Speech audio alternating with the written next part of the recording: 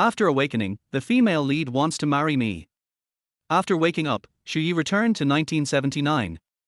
Chapter 1. Honey, I know you're not asleep. How can you lie there so peacefully at such a crucial moment? Get up quickly. The woman's playful words suddenly echoed in the quiet room. At this moment, Shuyi was in a semi-conscious state, still half-dreaming, his mind hazy. But the familiar voice made him slightly more awake.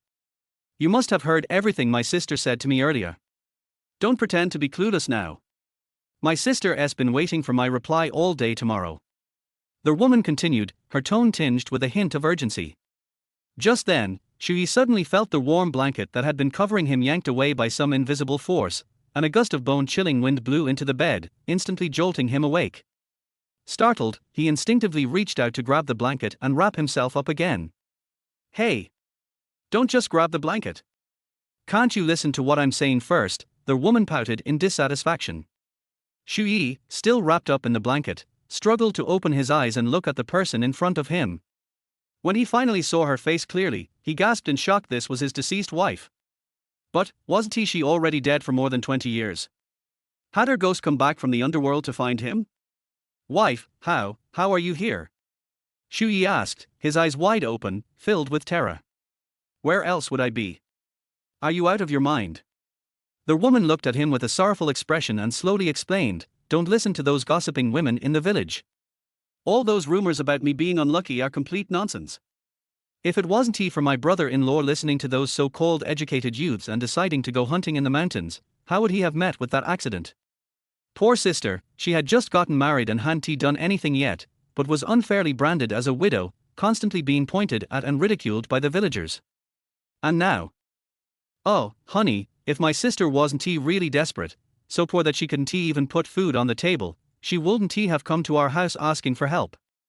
Can't you bear to watch your sister-in-law starve to death? Shuyi stared blankly at his wife, frozen in place as though petrified. After a long while, he slowly stretched out his right hand and gently stroked her delicate, fair face. The touch was as smooth as silk, full of collagen and warmth, clearly not a ghost. Yang Shui, feeling his touch, furrowed her brows slightly, gently pushing his hand away, and pouted at him, complaining, can you give me a clear answer already? Before she finished speaking, Shuyi suddenly took a step forward, opened his arms wide, and tightly embraced Yang Shui. In an instant, his eyes welled up with tears, uncontrollably spilling out. This wasn't a dream, this was really happening. He had been reborn. Heaven had given him another chance. Shuyi felt overwhelmed with emotion, filled with guilt. In his past life, he had owed this woman too much, living a lifetime full of self-blame and regret. But what he never expected was that fate would show him such favor, granting him the priceless opportunity to start over, to return to the special year of 1979. Shuyi's memory of that year was particularly vivid. That year, he had just married this beautiful and youthful wife. His wife, Yang Shui, was one of the educated youths who had responded to the national call to go to the countryside. She had 3 sisters, the eldest, Yang Wanqing II, Yang Shui, and the youngest, Yang Mi. Because girls were naturally weaker, it was hard for them to survive on their own in such harsh rural conditions. With the help of kind-hearted people in the village, Yang Wanqing married Chupan, a man from the same village, and Yang Shui became Shuyi's wife. They had only been married for about a month, but who could have predicted that Chupan would meet with an accident while hunting with the village hunters in the mountains?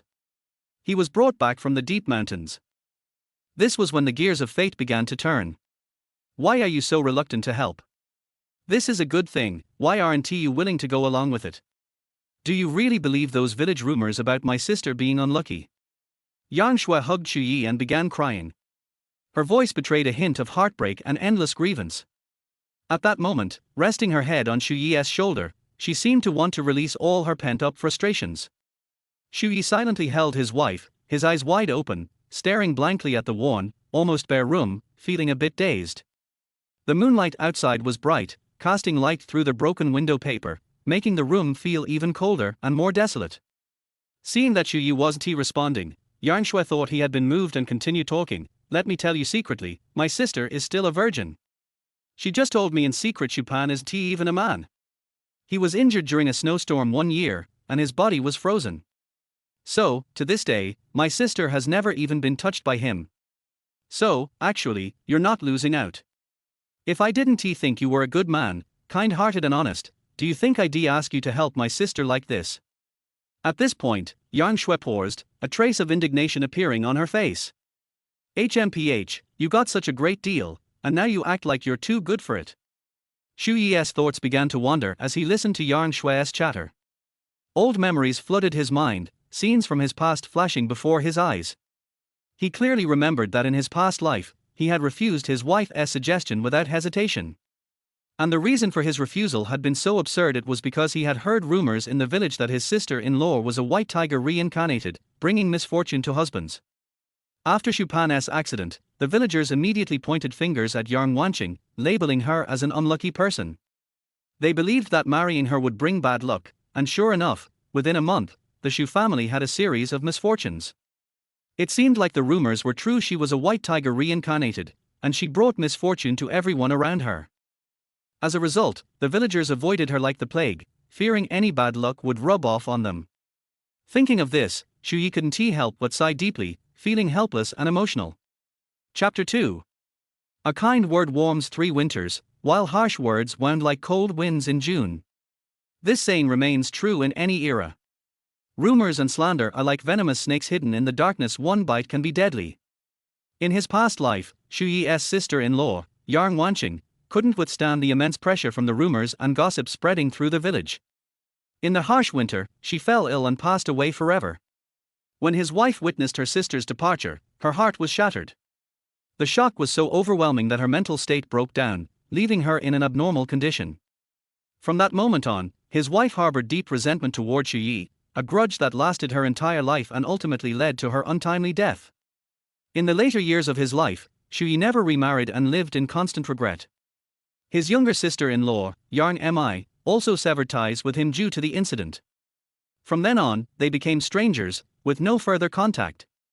Thus, the once happy family, in 1979, had already fallen apart, scattered like petals torn by a storm, impossible to piece back together. "Honey, it's so good to see you again." Xu Yi hugged his wife tightly, as if wanting to pour all his longing and guilt into this embrace. But just then, a graceful figure appeared quietly at the door. It was his younger sister-in-law, Yang Mi. She accidentally pushed the door open, and was startled to see her second sister being embraced intimately by her brother-in-law. Yang Mi's face flashed with surprise but quickly turned red, and she hastily shut the door. Startled by the sudden disturbance, Yang Shui quickly pushed Xu Yi away. A shy blush crept onto her cheeks. She teasingly said, "Why is my little sister here? So embarrassing. We're husband and wife, what's wrong with a hug?" Xu Yi looked at Yang Shui gently, reaching out to wipe away the lingering tears at the corner of her eyes, comforting her softly, "Don't worry, darling, your sister, my sister-in-law, we're family. She's going through a tough time, and I want to just stand by." Having experienced life twice, Xu Yi now understood the preciousness of family. So, in this rebirth, Xu Yi vowed not to let the tragedy of his past life repeat. At the same time, he believed with his efforts, he could support his wife and her 2 sisters. It was only a matter of adding a few more chopsticks and having a few more people at the table. And Xu Yi wasn't boasting about this. When he was younger, he wasn't an ordinary man. Otherwise, why would Yang Shui, along with her sister, both prized as intellectual youth from the countryside, have chosen him? In those days, Xu Yi was famous in the village for his hunting skills. Whenever the village organized a hunting event, his figure was never missing. Each time he went out, he always came back loaded, especially one time when he single-handedly entered the mountains and killed a 200-pound wild boar, carrying it back to the village, shocking everyone. Yang Shui admired him for his excellent hunting skills, which could provide some game to improve the family's diet in those lean years. But despite being an outstanding hunter in his youth, Xu Yi still lived in poverty. One major reason was that he had just married and was still separated from his family, with several older brothers, so he inherited very little of the family's wealth. It could be said that he was in the poorest stage of his life. Moreover, the economic situation at the time was much worse than in later years. At this time, although the deep southern city had started economic reforms, it was only a trial and hadn't spread nationwide. Especially in rural northeast China, there was little market economy, and no household production responsibility system. Most people still lived on fixed rations, working in communes to earn work points. Life was incredibly difficult, struggling just to make ends meet. Even though Xu Yi was a skilled hunter and showed his talents in the village hunts, the game was not all his, it was shared among the whole village. At most, he could get a few extra pounds. So, relying on hunting to escape poverty was not an easy feat. But fortunately, in 1979, things began to change. The government's economic policies had loosened slightly, opening a small window. The village leader recently told the villagers that they were now allowed to hunt on their own and sell the game to the supply and marketing cooperatives or even take it to the city for trade. Some villagers had already started doing this. This could improve the family's standard of living. In his past life, Xu Yi had gone through this as well and made a good amount of money, so he was quite familiar with how to operate.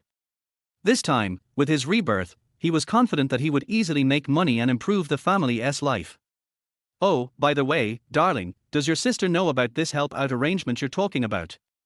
Xu Yi suddenly thought of a question and casually asked.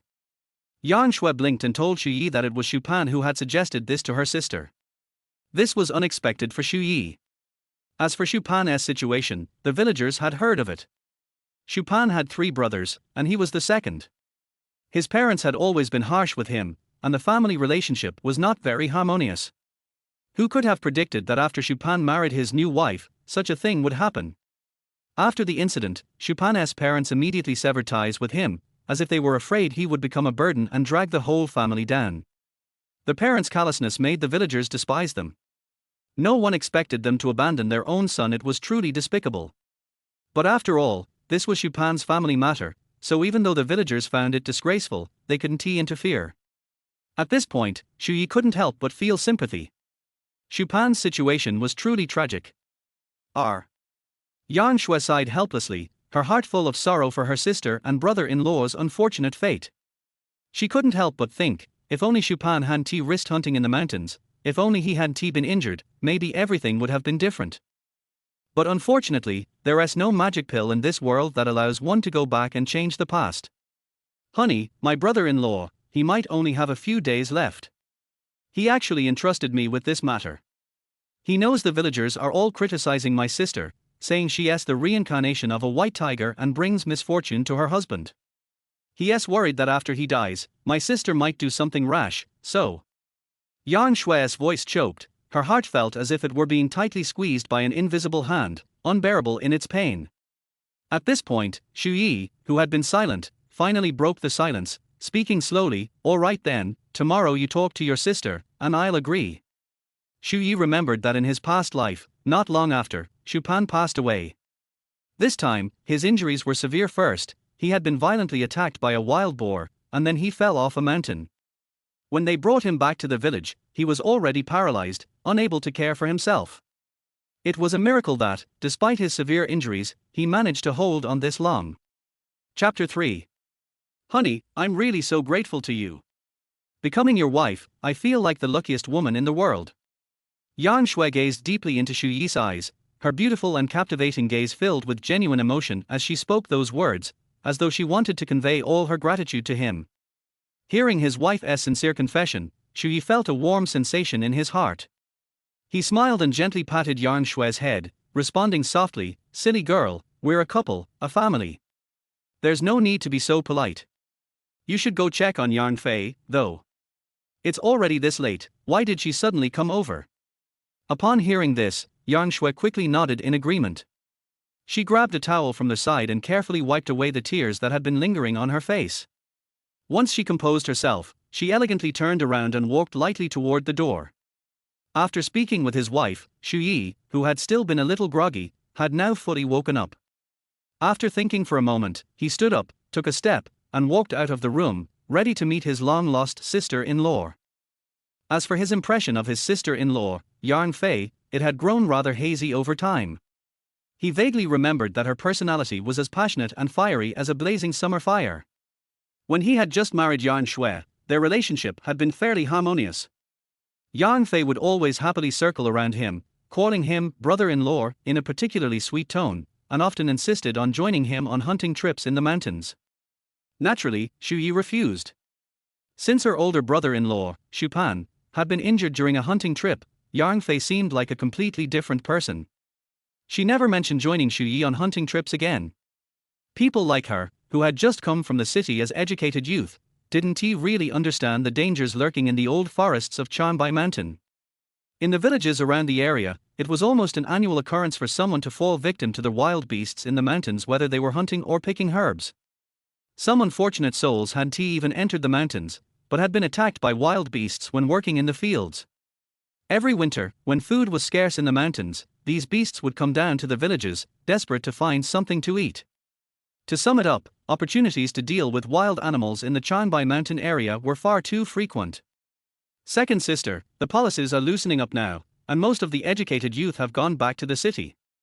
The ones left in the village are either already settled down, married, and with kids, or, like me, have nowhere to go and no one willing to take us in. Sighing, Yang Fei continued, the educated youth dorm is getting emptier and emptier. And recently, I keep feeling like there's someone outside my room, but every time I rush out to look, there's nothing there. The moonlight, as clear as water, shone on Yang Fei's delicate face, revealing a deep worry. Her fine brows were furrowed tightly. Although she was only 18 years old, she had grown up to be slender and beautiful, just like her two older sisters. She was so stunning, it was as if she were a celebrity from a TV show. Upon hearing Yang Fei's words, Yang Shui couldn't help but furrow her brow and asked with concern, "Little sister, how many people are left in the girls' dormitory?" With a light sigh, Yang Fei responded, "A few days ago, there were still 3 of us, but 2 of them left recently. Now, I'm the only one left all alone.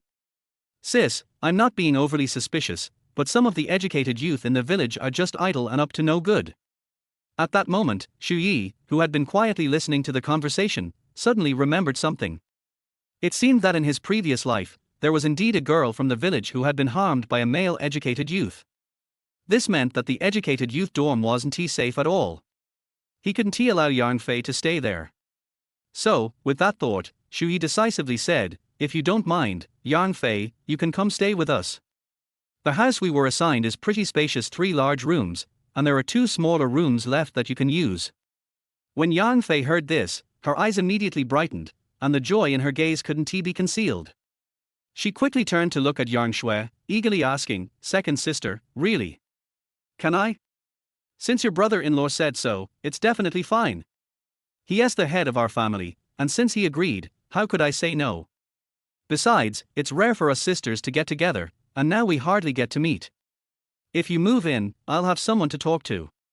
Yang Shui said, her face breaking into a happy smile. When she looked at Xu Yi, her eyes filled with deep gratitude. At that moment, Xu Yi turned to Yang Fei and, with a serious tone, suggested, "Yang Fei, since the college entrance exams have been reinstated, if you're interested in going back to the city, you might want to take this opportunity to study hard and try to get into a university. Once you're in, you'll be able to become a city dweller." Xu Yi was secretly thinking to himself. Since the college entrance exams had just been reinstated, the competition might be fierce, but it was still far easier than in his later life. With enough dedication, the chances of success were high. He suggested this because, in his previous life, Yang Fei had worked hard and got into a university, which allowed her to leave the village. This showed that she had the ability and potential to succeed academically. When Yang Fei heard this, her beautiful eyes were filled with excitement. She couldn't believe it as she asked, "Brother-in-law, how did you know that I'm preparing for the college entrance exams?" Xu Yi smiled slightly and responded casually, "Har har, it's just a guess. The exams have been reinstated, and many of the educated youth here are talking about taking the exams and going back to the city. Unfortunately, my education isn't that great, or I'd give it a try too," he said, shaking his head in feigned regret, causing both Yang Shui and Yang Fei to laugh heartily. "Brother-in-law, if you want to take the exams, I can give you lessons," Yang Fei said, her large, sparkling eyes blinking excitedly as she spoke with genuine sincerity. Xu Yi quickly waved his hand with a wry smile, saying, "Har har, I'll pass. I'm just not cut out for studying." Thinking back to his previous life, when he barely knew how to read and write, Xu Yi had learned a lot over time, but he had long missed the best time to study. Now, starting over seemed almost impossible. Besides, as the saying goes, there's a top expert in every field. Since he was lucky enough to live another life, he had many options ahead of him. He knew the trends and opportunities of the future and knew that achieving financial freedom wouldn't be difficult for him. Not to mention that, in the current era, business opportunities were everywhere. Anyone with a little insight and courage could make a fortune. Xu Yi was backed by the unique resources of Chanbai Mountain, and he was also an excellent hunter. If he chose to go hunting in the mountains, making money would almost be guaranteed. Of course, hunting did come with risks, but if he wanted to make money without risk, such opportunities rarely existed. With this thought, Xu Yi turned to Yan Fei, smiling as he said, "It's getting late now. Since you're already here, don't go back to the educated youth dorm. It's not safe on the road. Stay with your sister tonight, and I'll sleep in the room next door." He turned to walk to the next room after finishing his sentence. When Xu Yi mentioned the lack of safety, it wasn't just about bad people, it could also be wild animals from the mountains. Chapter 4. Brother Yi, let me help you make the bed. Yang Shui said to Xu Yi gently. In front of her younger sister Yang Mi, she usually calls Xu Yi by his name, or calls him Brother Yi affectionately, instead of calling him husband. After all, the name, husband, is too intimate. If she calls him that in public, she, who is shy by nature, would feel very embarrassed. However, only when night falls and they crawl into their warm bed, in their own private little world that belongs only to the two of them, will Yang Shui coquettishly call Xu Yi husband. Hearing that her sister wanted to help make the bed, Yang Mi hurried forward and said, "Sister, let me help you." As he said that, he reached out and picked up the thick bedding together with Yang Shui. Although Xu Yi and Yang Shui's newlywed family was not wealthy, they had just gotten married and had prepared several quilts at home. Soon, Yang Shui and Yang Mi each brought out a quilt from the main room. Before leaving, Yang Mi turned her head playfully, blinked her big, lively eyes at Xu Yi, raised the corners of her mouth to reveal a bright smile, and said thank you sweetly, "Brother-in-law, thank you tilde." Xu Yi smiled and replied, "You're welcome. We are family and we should help each other. Tomorrow I will go to the village to borrow a donkey cart and bring all your things back to the educated youth site." He knew very well that the environment at the educated youth site was complicated and not very safe, and Yang Mi was alone now. As her brother-in-law, he could not let his sister-in-law continue to live in such a place. The two sisters chatted as they made the beds, and while they were talking, they skillfully made the beds tidy and comfortable. On the other hand, Xu Yi also quickly checked the current financial situation of his family. At this time, Xu Yi took out the tattered wallet from his coat and counted it with the help of the kerosene lamp at home. There were only 26.8 yuan in it. In addition to cash, there were also some miscellaneous food coupons, cloth coupons, and other bills. These tickets are rarely seen in later generations, and I heard that they have become antiques. He walked into the kitchen, looked at the rice jar, and found that there was very little rice left, almost empty. Looking at the flour and cooking oil stored in the cupboard, they had almost been eaten up and there was only a little left. Although prices are relatively low nowadays and the daily expenses at home are not particularly huge, with the current money and supplies at home, it is estimated that it can only support 2 or 3 months at most. This is actually one of the important reasons why Xu Yi resolutely rejected his wife's suggestion of forming a gang in his previous life. After all, the family's financial situation is already so bad that it is hard to imagine how they would survive if they had 2 more mouths to feed. What's more, Xu Pan is now lying sickly on the kang, completely unable to take care of himself. Just as Xu Yi's mind was full of thoughts, Yang Shui and her sister had already swiftly made the bed and turned around to walk back. Upon seeing this, Xu Yi quickly retracted his gaze and stopped himself from thinking too much. It was more important to get a good night's sleep first. As for other things, he would think about them slowly after waking up tomorrow. Before long, the small courtyard became silent, quiet and peaceful, as if their whole world had fallen asleep. Only the moonlight, as bright as water, quietly falls on the ground, like a layer of silver gauze. The next morning, just after daybreak, the big rooster that couldn't lay eggs in the house couldn't wait to jump onto the manhole cover in front of Xu Yi's house and crowed loudly, "Cock-a-doodle-doo." Xu Yi was awakened from his sweet dream by the loud crowing of a rooster. He reached out sleepily to open the window, grabbed a shoe beside the bed, and smashed it hard at the rooster without hesitation. The frightened rooster flapped its wings and fled away in panic. Cluck, cluck, cluck. The rooster seemed a little aggrieved, not knowing what he had done wrong and why he was hit with shoes. After Xu Yi chased away the big rooster that disturbed his sleep, he tossed and turned but could not fall asleep. At this time, Yang Shui was standing in front of the stove in the kitchen, concentrating on cooking a pot of fragrant porridge. Suddenly, she heard the sound of a window opening, then shoes flying out, and the clucking of a rooster in the yard, and she couldn't help but burst out laughing. It turned out that there was a small war between her husband and the rooster.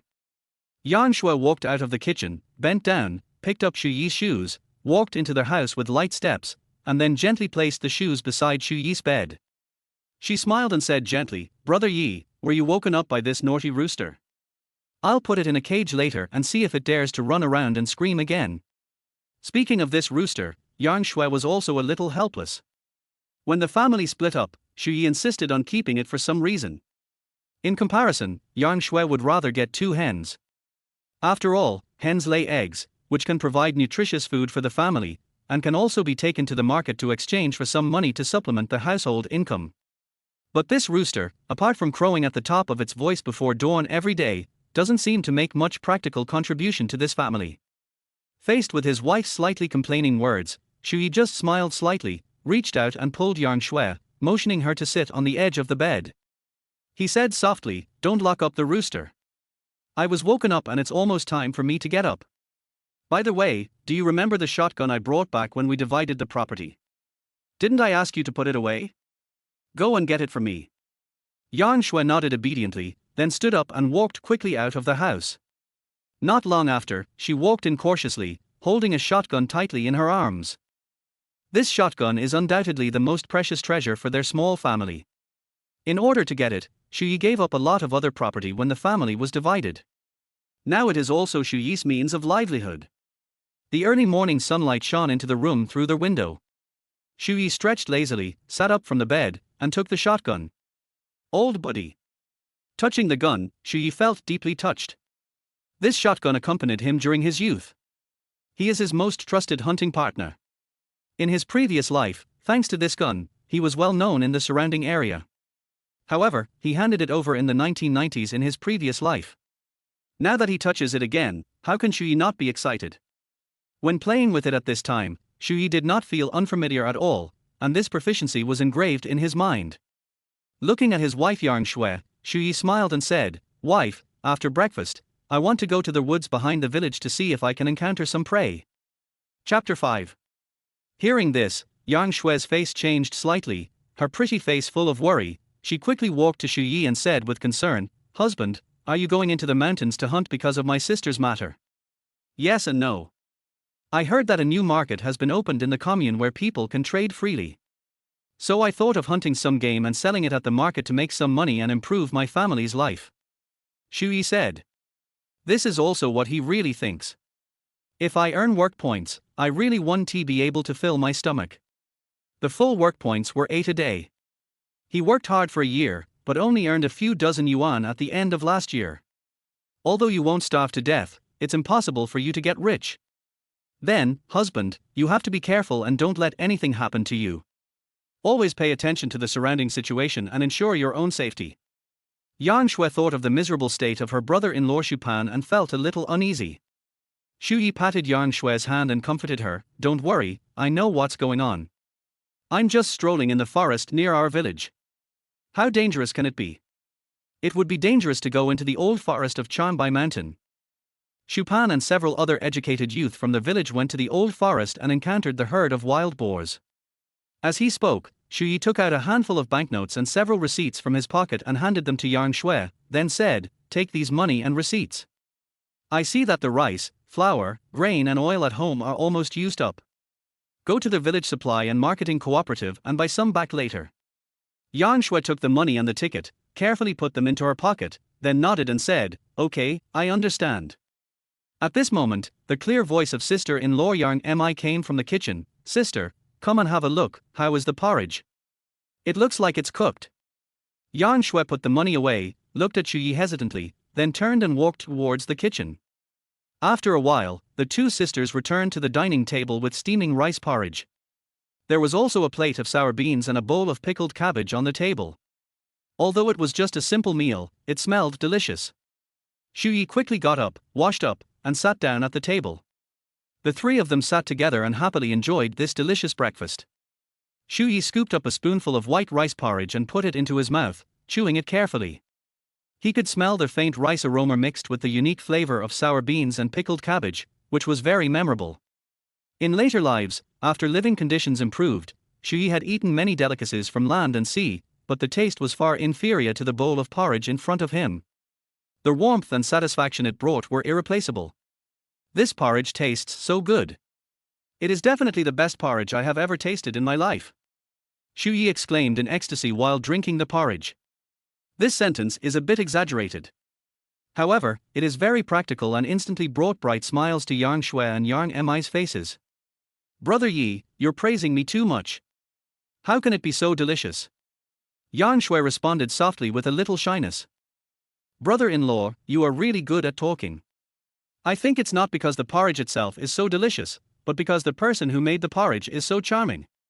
Yang Mi originally wanted to take the opportunity to tease the sweet interaction between her sister and brother-in-law, but as soon as she said this, she suddenly realized that she had just participated in the process of cooking porridge. Oh, now that's great, isn't it the same as involving myself as well? Thinking of this, Yang Mi couldn't help but feel a little flustered, and his heart was pounding like a deer. But at this time Xu Yi did not notice anything unusual about Yang Mi.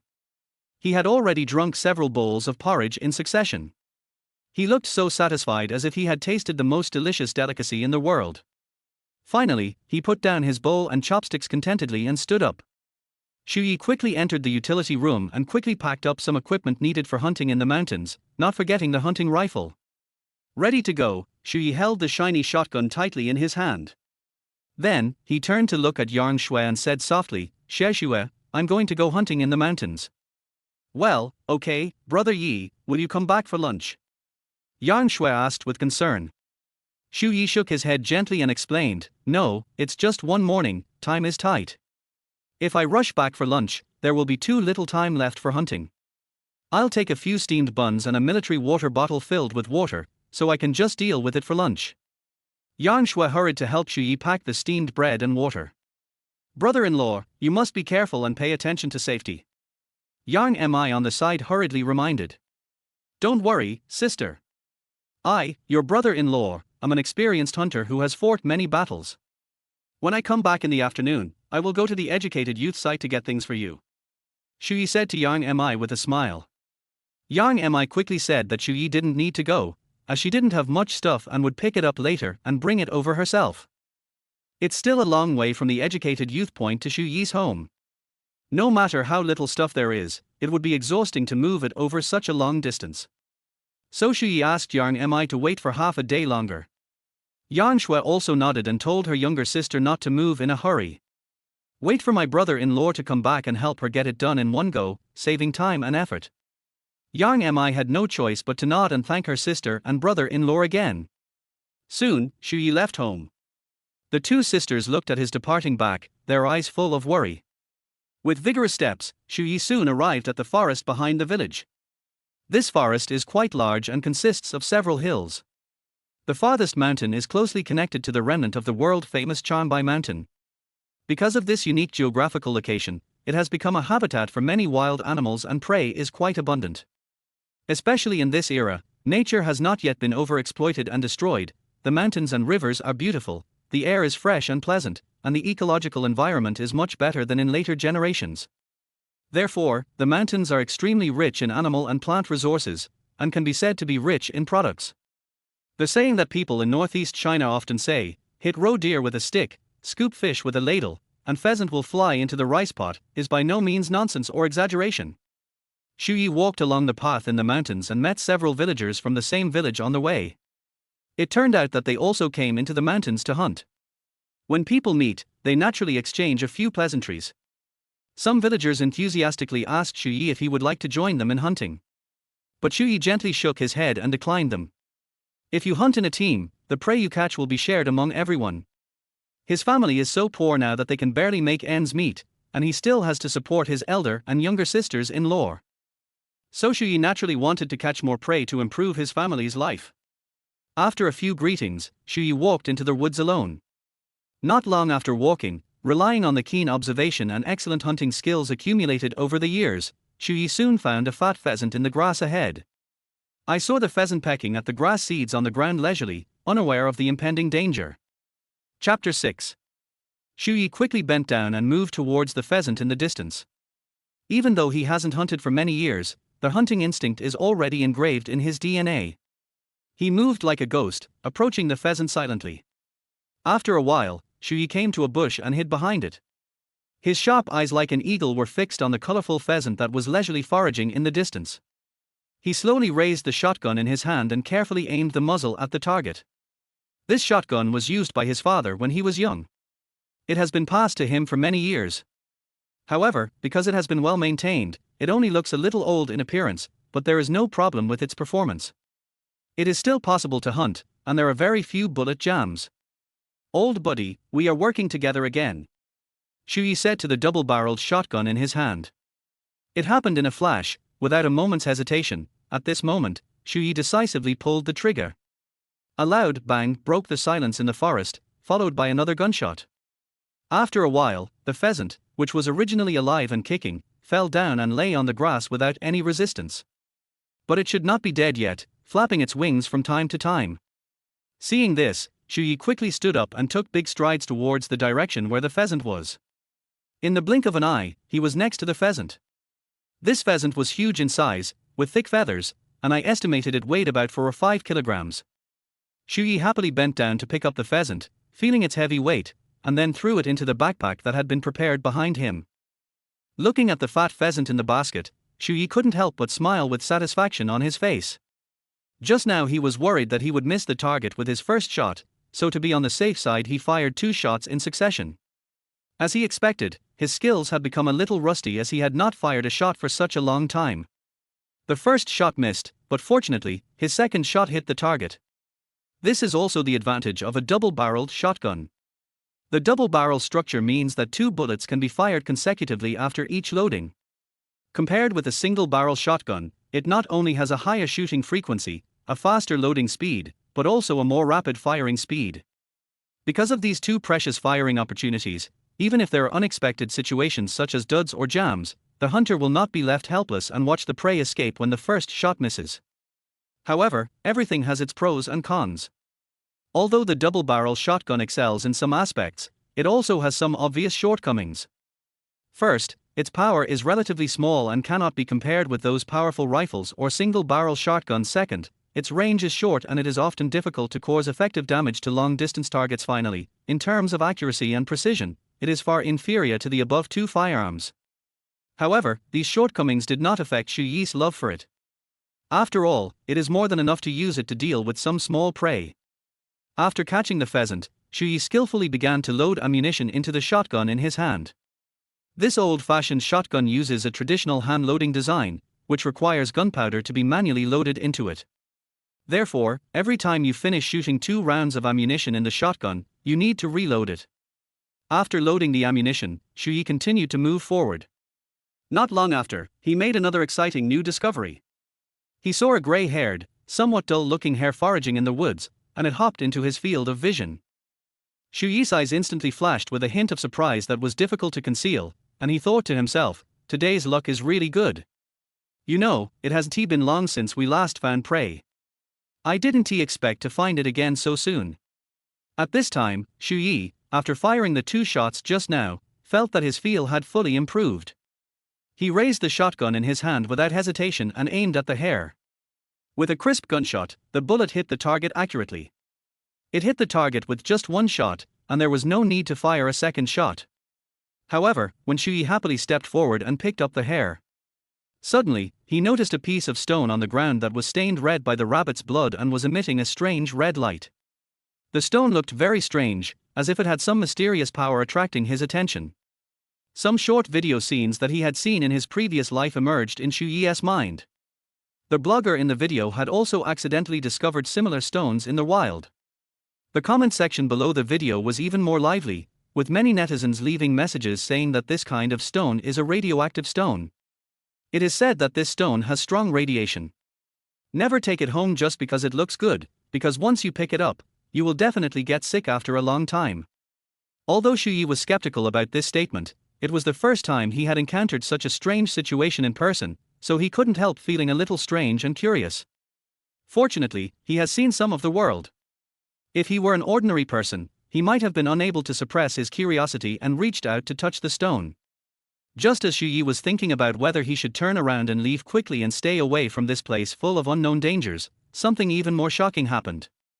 The stone that was originally lying quietly on the ground suddenly began to move as if it had come alive, and flew towards him at an extremely fast speed. In the blink of an eye, the stone went straight into his head like lightning. Hold it! The stone is moving. What is going on? Am I going to die? Witnessing this horrifying and bizarre scene, Xu Yi was so terrified that he almost fainted on the spot. However, as time passed, Xu Yi did not find any discomfort or abnormality in himself. After a while, he first carefully raised his hand and gently stroked his head, then slowly moved his palm to various parts of his body, carefully feeling the reaction of every inch of skin and muscles. However, after searching for a while, he was surprised to find that there was nothing unusual on his body. Could it be that everything that happened just now was just my illusion? Xu Yi was full of doubts and couldn't help but think to himself. This strange situation made him feel unbelievable and even a little creepy. He swallowed subconsciously, a gulp sound came from his throat, and then he turned around without hesitation and ran in the direction he came from. In the next moment, a mysterious and powerful force suddenly struck him, as if an invisible hand had tightly grasped his entire consciousness. Xu Yi only felt that his eyes suddenly went dark, and then he lost the ability to perceive the surrounding environment. When he opened his eyes again, he was shocked to find himself in a completely unfamiliar and strange space. Looking around, he saw that he was in an old house. This house looks quite like a traditional courtyard house, but its interior space is extremely spacious, with 4 entrances and 4 exits, and the area is estimated to be about the size of a standard football field. In addition to the traditionally laid out yard, there is a large vegetable patch outside. However, unlike the quaint place imagined, this place looks extremely dilapidated and desolate, with an air of decay and decline everywhere. What on earth is this place? Is there anyone here? Xu Yi plucked up his courage and shouted loudly, but the only response he got was the empty echo, no other sound. Obviously, there was no one else in the old house except him at this moment. Even if he screamed his throat out, no one would come to save him. Just when Xu Yi was feeling confused and helpless, he didn't expect that he would inexplicably leave that strange space on his own. Although he didn't stay there for a long time, when he returned to the real world, he clearly felt that his consciousness had become a little unclear. What surprised him even more was that after a brief thought and recollection, he gradually realized that this mysterious space seemed to be inextricably linked to the stone he had encountered before. Not only that, this space seemed to exist deep in his mind. Could it be that this is the legendary Golden Finger portable space? Thinking of this, Xu Yi's heartbeat involuntarily quickened, and an irrepressible excitement surged in his heart. After all, if that was true, then he would be possessing an incredible treasure. Chapter 7. Xu Yi only felt his head buzzing, and the whole person seemed to be in chaos, completely at a loss. He looked around in a daze, and finally found a relatively quiet corner, sat down, and began to try to sort out the series of incredible experiences he had just had. First he shot a hare, then the rabbit's blood somehow soaked a stone, and then the stone began to emit a strange light. What was even more unexpected was that this glowing stone was like a living thing and drilled straight into the depths of his mind. Just when Xu Yi wanted to escape, the next moment, he found himself in a completely unfamiliar and mysterious space. This series of absurd and bizarre events was like a heavy hammer that hit Xu Yi's deeply rooted worldview and outlook on life, almost shattering it completely. In his previous life, he was an unwavering materialist and always scoffed at such supernatural phenomena. However, at this moment, after personally experiencing such a strange thing, it would be a lie to say that he did not feel any ups and downs in his heart. Fortunately, Xu Yi's ability to adapt was pretty good, and he gradually felt relieved after a while. After all, even a miracle like rebirth that can change one's destiny can happen to oneself, so this strange experience does not seem so difficult to accept. Besides, according to the routines in those popular novels of later generations, after rebirth, a magical space or something is simply a standard feature. Thinking of this, Xu Yi's anxiety was slightly relieved, but at the same time new problems arose how to enter this mysterious space. This thing doesn't even have an instruction manual or anything like that. It's really frustrating. At this moment, Xu Yi was in no mood to continue hunting. He had already made a good harvest today, a pheasant and a rabbit. Although the harvest was not big, it was enough to satisfy him. The most urgent task is to quickly figure out how to use this space thoroughly. Fortunately, Xu Yi was also a senior novel lover in his previous life, especially those who loved period literature. With years of accumulated reading experience and his wild imagination, he actually found some potentially useful clues and tips from the corners of his memory. He closed his eyes and meditated, his mind clear of distractions, silently reciting the space. The next second, he appeared in the courtyard again. He really came in, Shuyi was so happy. And this time, not only did he come in alone, but the backpack filled with pheasants and rabbits behind him also followed him into this mysterious place. After Shuyi figured out the rules of how to enter and exit the space, he became even more curious and began to experiment again and again. Shuyi gently put the backpack on the ground, muttering something, and returned to the real world. In an instant, a ray of light flashed, and the next second, he miraculously appeared in the familiar world outside. However, to his surprise, the backpack did not come out with him, but remained in the space. After many attempts, Shuyi discovered that this magical space had many functions that he had never expected. For example, he can bring various items in the courtyard space to the outside world, and he can also bring things from the outside world into this magical realm effortlessly. What surprised him even more was that there was a large vegetable garden here where vegetables could be grown. Just imagine, in such a vast space comparable to the size of a football field, he can do whatever he wants. It is simply a dream come true. For the next 2 hours, Shuyi concentrated and tirelessly explored every corner of this space, gradually figuring out its usage and rules.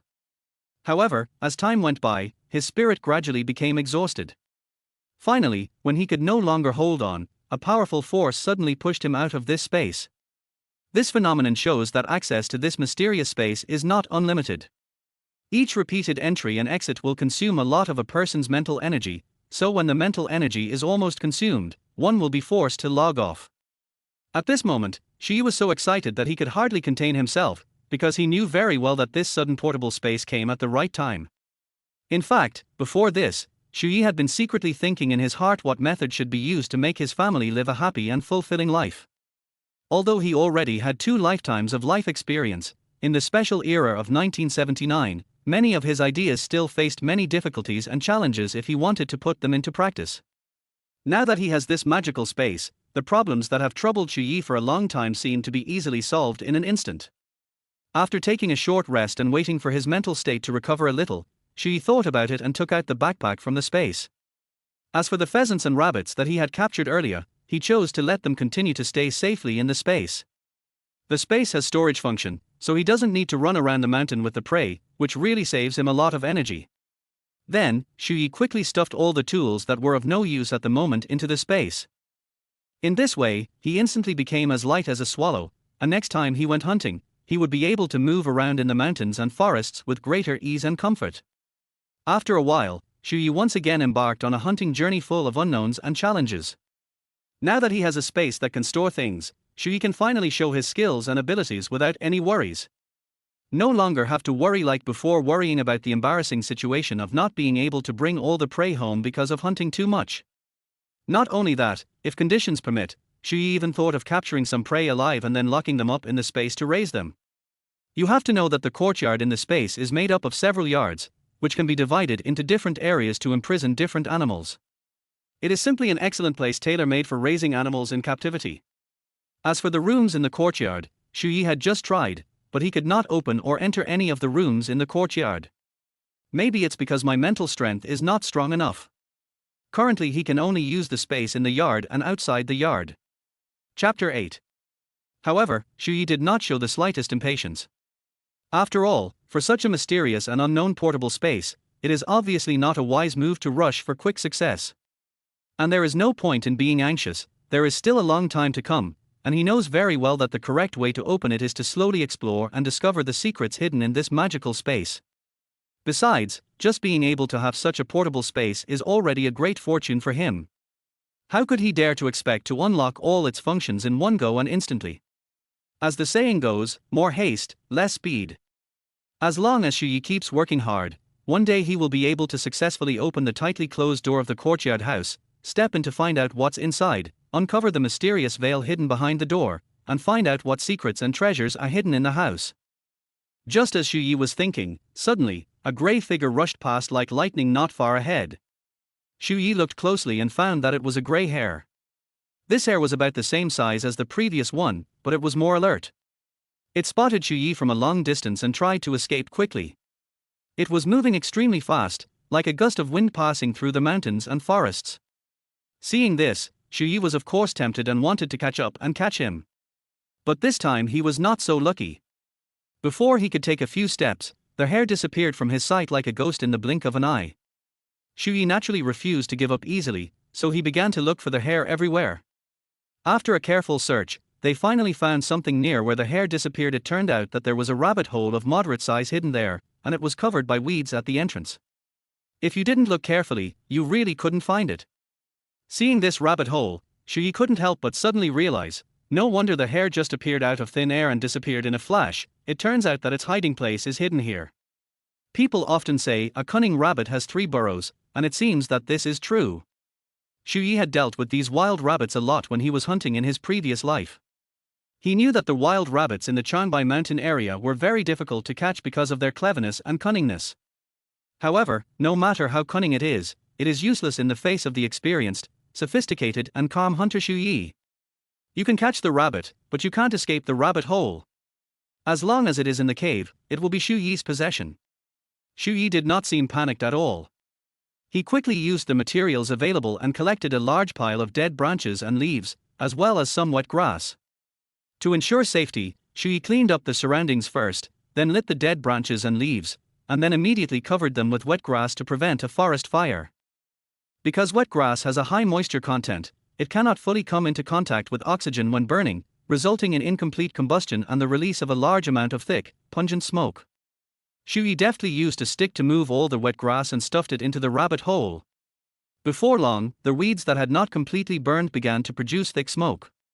The thick smoke spread rapidly along the cave like a giant black dragon, making everything misty wherever it went. The thick smoke not only filled the original rabbit hole, but also gushed out from other rabbit holes through the intricate tunnels.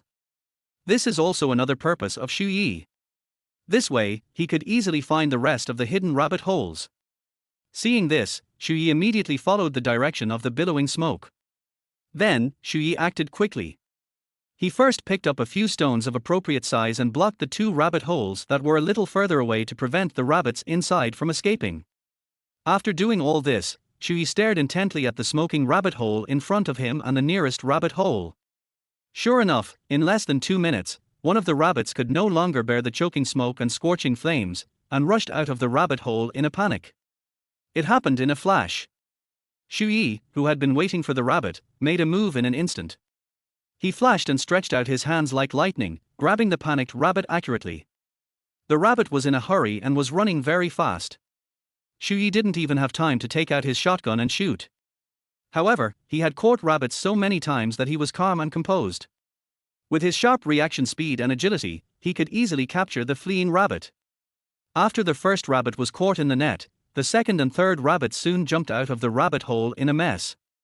However, although most rabbits could not escape Xu Yi's clutches, one cunning rabbit managed to escape during the chaos. However, this sudden little situation did not pose any difficulty for Xu Yi, who had rich hunting experience. He raised his shotgun without hesitation, aimed at the rabbit that was desperately fleeing, and pulled the trigger decisively. With a crisp bang sound, the bullet flew out like an arrow and hit the target accurately. The rabbit that tried to escape suddenly fell to the ground, ending its jumping life. Before long, all the rabbits in the nest, big and small, became Xu Yi's prey, and none of them escaped. Except for the rabbits that escaped and were shot, the living rabbits were locked up by Xu Yi in the first small courtyard of the quadrangle space. This would be their new home from now on.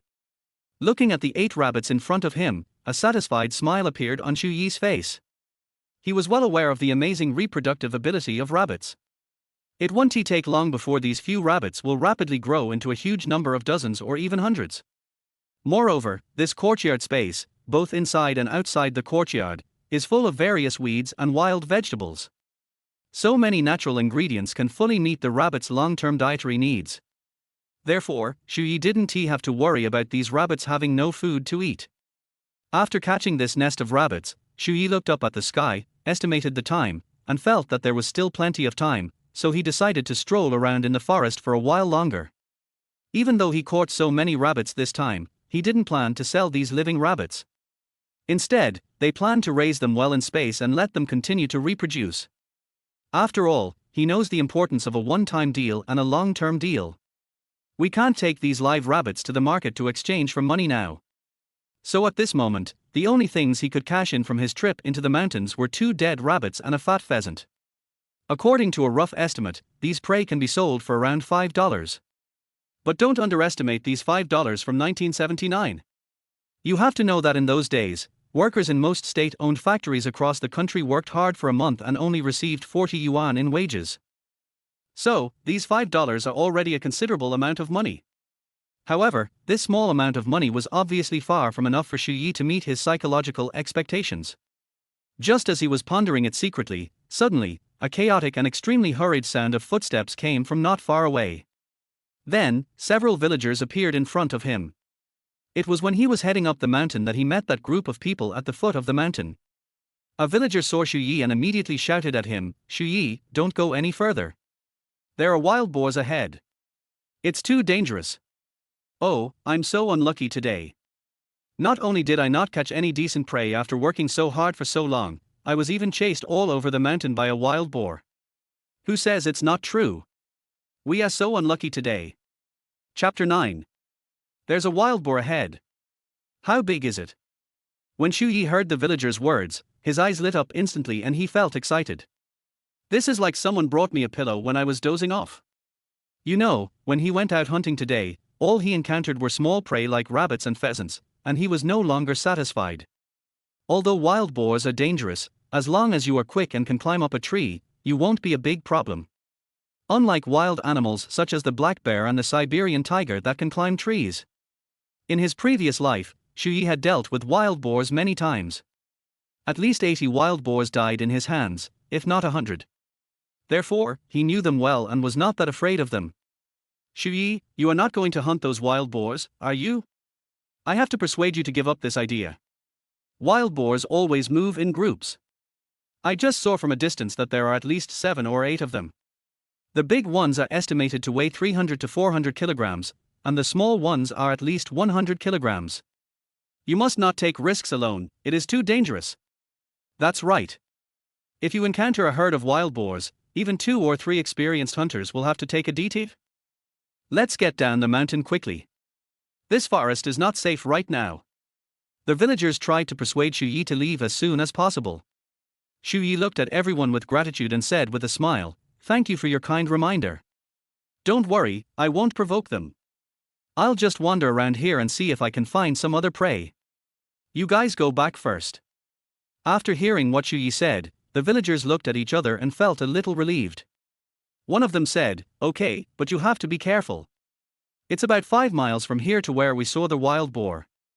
Normally, the wild boar shouldn't run here. In that case, let's go first." After saying this, the group of villagers turned and left. After the villagers walked away, Xu Yi quickly picked up the hunting rifle in his hand and strode towards the direction of the wild boar without hesitation. His figure gradually disappeared in the dense woods. Now that we are here, we know that there may be wild boars. If Xu Yi didn't meet these wild boars, he would definitely feel unwilling. Not long after, Xu Yi quickly arrived at a mountain cave. There were many big pine trees in the valley. Xu Yi noticed at a glance that some of the pine trees had half of their trunks rubbed off. This looks like the marks left by a wild boar. Xu Yi was certainly no stranger to seeing wild boars rubbing against trees. Pine trees have pine oil and pine resin, which can repel insects and make the wild boars fur shiny and glossy, as if it were covered with a thick layer of armor. This is the origin of the wild boar armor. Xu Yi walked under the tree curiously, and after careful observation, he actually found some wild boar hair scattered around. This also verified his guess. At this moment, a flash of inspiration suddenly came to Xu Yi's mind, and he immediately came up with a plan. His eyes were fixed on the surrounding pine trees, and he was thinking secretly, why not take this as the center and quietly bury some traps within its radius? Maybe we can successfully capture those wild boars. You know, wild boars usually choose a few fixed trees to rub against, so the strategy of waiting for the pigs to grow can be implemented. The big pine tree in front of us, which requires one person to hug, has now been rubbed to half its side. This shows that it has suffered a lot from the wild boars. These wild boars will definitely come back again. Thinking of this, Xu Yi immediately took action. Without hesitation, he took out a shovel from his backpack and began to dig a hole near the pine tree. After some effort, pits of suitable size and depth finally appeared on the ground. Then, Shuyi carefully inserted the sharpened wood that he had prepared in advance into each trap. In this way, if a wild boar accidentally falls into it, it will inevitably be pierced by the sharp thorns and will be unable to escape. After everything was arranged, Shuyi began to look for a position with an excellent view so that he could better observe and control the overall situation. Finally, he chose a towering tree not far away. He climbed up nimbly and soon found a comfortable and hidden branch and sat down steadily. So, for the next half day, Shuyi decided to wait patiently in this place, quietly waiting to see if any unlucky wild boar would fall into his carefully designed trap.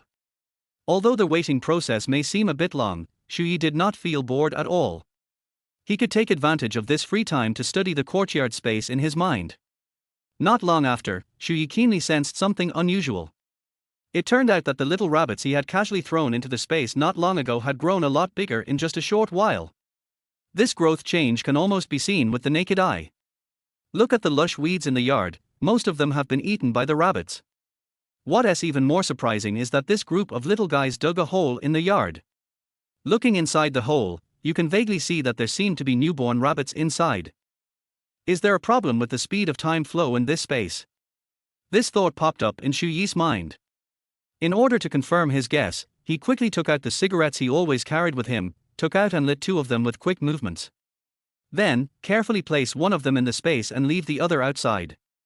Next, he began to observe with full concentration the speed at which the 2 cigarettes burned. The cigarette in the space seemed to be cast by magic and burned up completely in the blink of an eye at the same time. The cigarette outside was only burned about 1/5. After some comparisons and calculations, Shuyi came to an astonishing conclusion. 1 day in space is equivalent to 5 days in the outside world, and the flow of time is 5 times faster. When he thought of this, Shuyi couldn't help but feel ecstatic. Because he immediately realized that if this was true, then the reproduction rate of these rabbits would undoubtedly increase significantly. And it's not just rabbits. If crops were grown in this space, they would surely have the same amazing growth effects. Excited, Shuyi decided to seize this opportunity to make good use of this magical space. So, without saying a word, he rolled up his sleeves and started clearing the remaining weeds in several yards. During the cleaning process, he also carefully selected some edible wild vegetables and planted them one by one in appropriate locations. Chapter 10. Once these fresh and juicy wild vegetables grow up, they can not only become food for the rabbits, but can also be taken home by Shuyi to enjoy as vegetables, or taken to the hot market to sell for money. You know, in this year, most people are still living below the poverty line, and often face the difficulties of clothing shortage and food insufficiency. Therefore, even the wild vegetables that grew on the roadside and were ignored in later generations are now popular among people. Baishan and Heishui, when spring returns to the earth, looking around, you can see people picking wild vegetables everywhere on the rolling hills and vast fields. Almost everyone participates in picking wild vegetables, regardless of gender, age, or status. In his previous life, Shuyi had tasted a lot of delicious food made from wild vegetables. The fragrant and delicious wild vegetable porridge, the crispy and tempting wild vegetable cakes, and the delicious and juicy wild vegetable dumplings are still unforgettable to him. In the northeast region, there are many varieties of wild vegetables. Common ones include dandelion, mountain purslane, mountain noodle soup, tune sprouts, purslane, Solanum nigrum, perilla, macaroni, mud cabbage, mint, shepherd's purse, noodle vegetable, gray vegetable, bedweed, broom seedlings, amaranth, Artemisia selingensis, locust flowers, water celery, oregano, willow herb, amaranth, small bitter vegetable, plantain, poplar flower spike, etc.